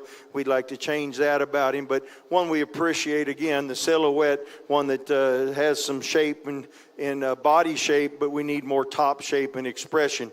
We get into the next one, and one that we just like to clean up in the front, make a little more attractive.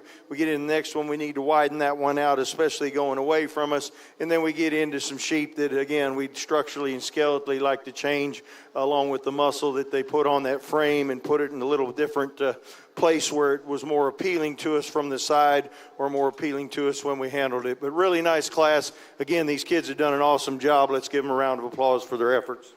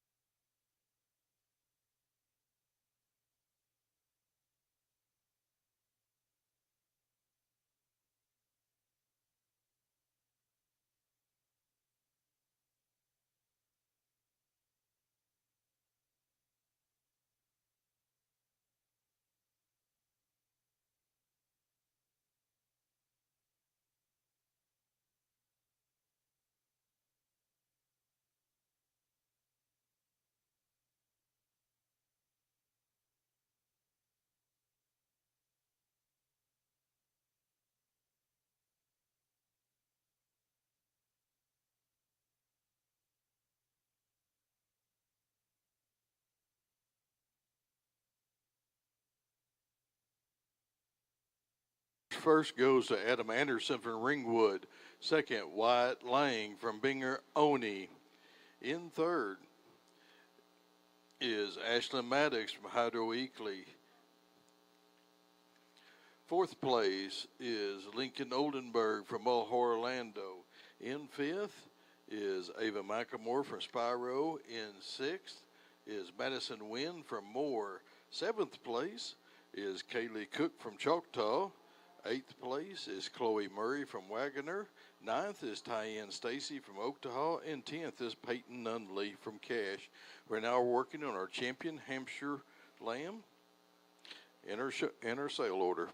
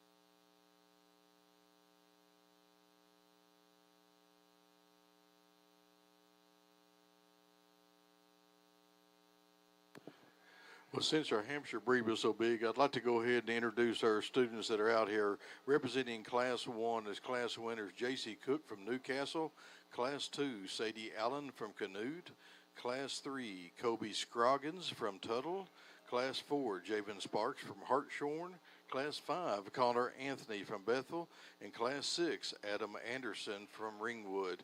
Our second place line in Class 1 is Reese Jackson from Keys, Class 2, Kinley Pruitt from Canute. Class 3, Harper Miner from Caney Valley.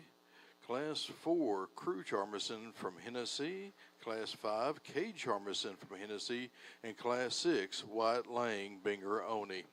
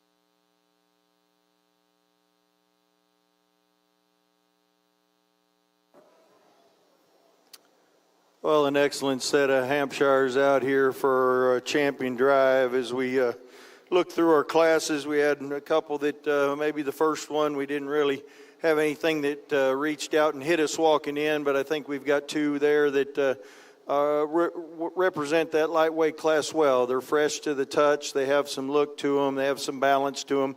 Maybe could change them in a few areas, but I think pretty nice. When we get into our second class, I think we got into two really nice ones that fit each other really well. Really appreciate their handle and look from the side, their balance, really move well and do a lot of things that are correct for the sheep business, and I think for what they are. We get into the next class, and we had one that was, he's pretty out there, really wide made, really a tremendous amount of width and dimension to him. Maybe not quite as cool as some of them in the lineup as far as the way the shoulder ties in and maybe neatness of front, but we followed in that class with one that way that maybe could be a little smoother down its top line, but two sheep that have a tremendous amount of product to them and a tremendous amount of balance from the side.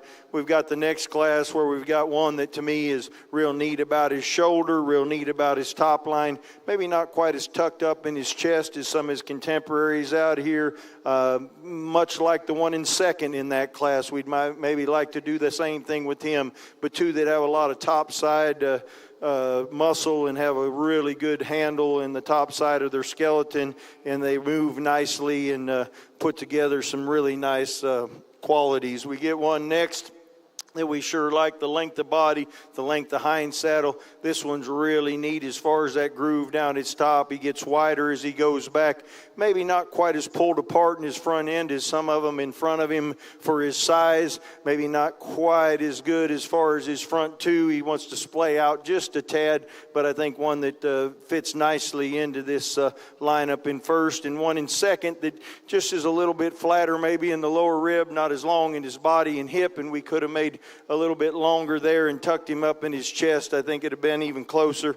And we round out our heavyweights with one that tremendous amount of muscle, and for this size, lean and really a good quality sheep as far as muscle's concerned, and putting it in a package that's appealing to the eye, both on the move and the stand, and followed by one that's just right next to him, maybe not quite as deep its flank, maybe not quite as long bodied, but one that's really nice in that quality. When we look at them and we analyze them for champion overall, I'm not one that worries about size. I don't box myself in, and I used to kind of get tickled when they'd ask a judge what size of animal he wants before he went to a show, and then he'd have to go to a show and have to conform to it because the show somewhat dictates that. And when we're talking about having a show in the end of March or middle to end of March, I think that we're going to get them bigger, and as long as we keep them youthful and we keep them handling good, size doesn't matter to me, and it doesn't matter to me if they're small, big, or whatever. I think a good one's a good one, and I used to have a buddy say, you need a big one, a good big one to win. I said, do you need a good big one to win or a big good one to win? What's the difference? But I don't believe that. I believe that each size and each show is what we have to look at the show and put together what we look at and what we like, and the show dictates a little bit about that size. And I heard Bobby talking about that on the steer thing, and I agree with that over here on the sheep side. When we look at it, I think there's one that when you talk about handling characteristics, when you talk about moving around the ring, when you talk about one that just, when you handle it, it just is seamless in the way it moves. Your hand moves down its top. It progressively gets wide. It progressively gets wide through that hip and down into that leg, but yet real attractive from the side, really neat in that chest floor, but real extended as far as its hind saddle's concerned. There's one out here that to me wins it. Then I think for reserve it gets really close between two or three of them. I'm going to go shake the hand of your individual with your champion, and then we're going to fill up the second place from that class and look for your reserve. Again, an excellent set of Hampshires. I'll go name your champion. Let's give them all a round of applause, and everybody a round of applause that showed a Hampshire today.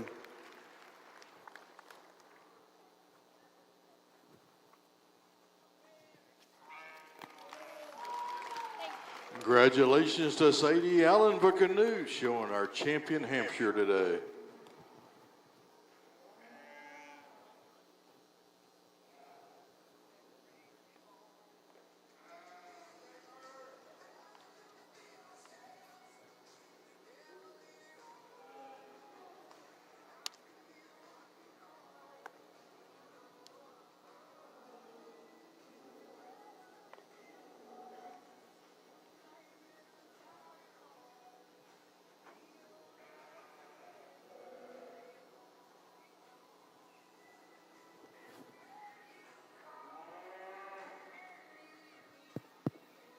Well, the second comes up from that class, and that was a very good class, a very deep class, and that one fits right up in the lineup as far as I'm concerned. One that has some dimension to its body, one that has some stoutness to it, but yet you look at it from the sides, attractive from the side. Another one that just progressively gets wider as it comes back, I think, is when you look at its finish in comparison to its muscle, fits right in our lineup for our champion. I think it becomes real close between it and two others out here.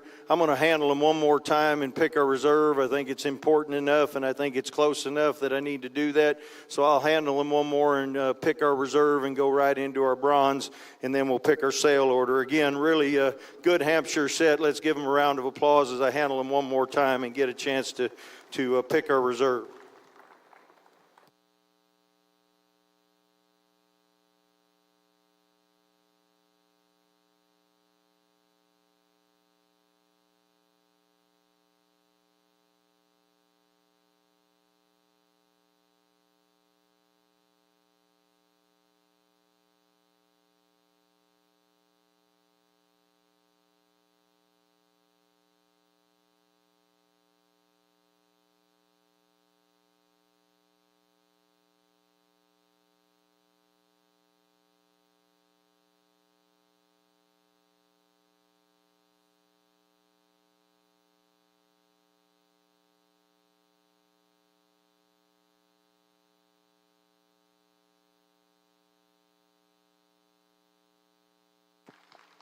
Our reserve comes out of class number 4, Javen Sparks from Hartshorn. Congratulations.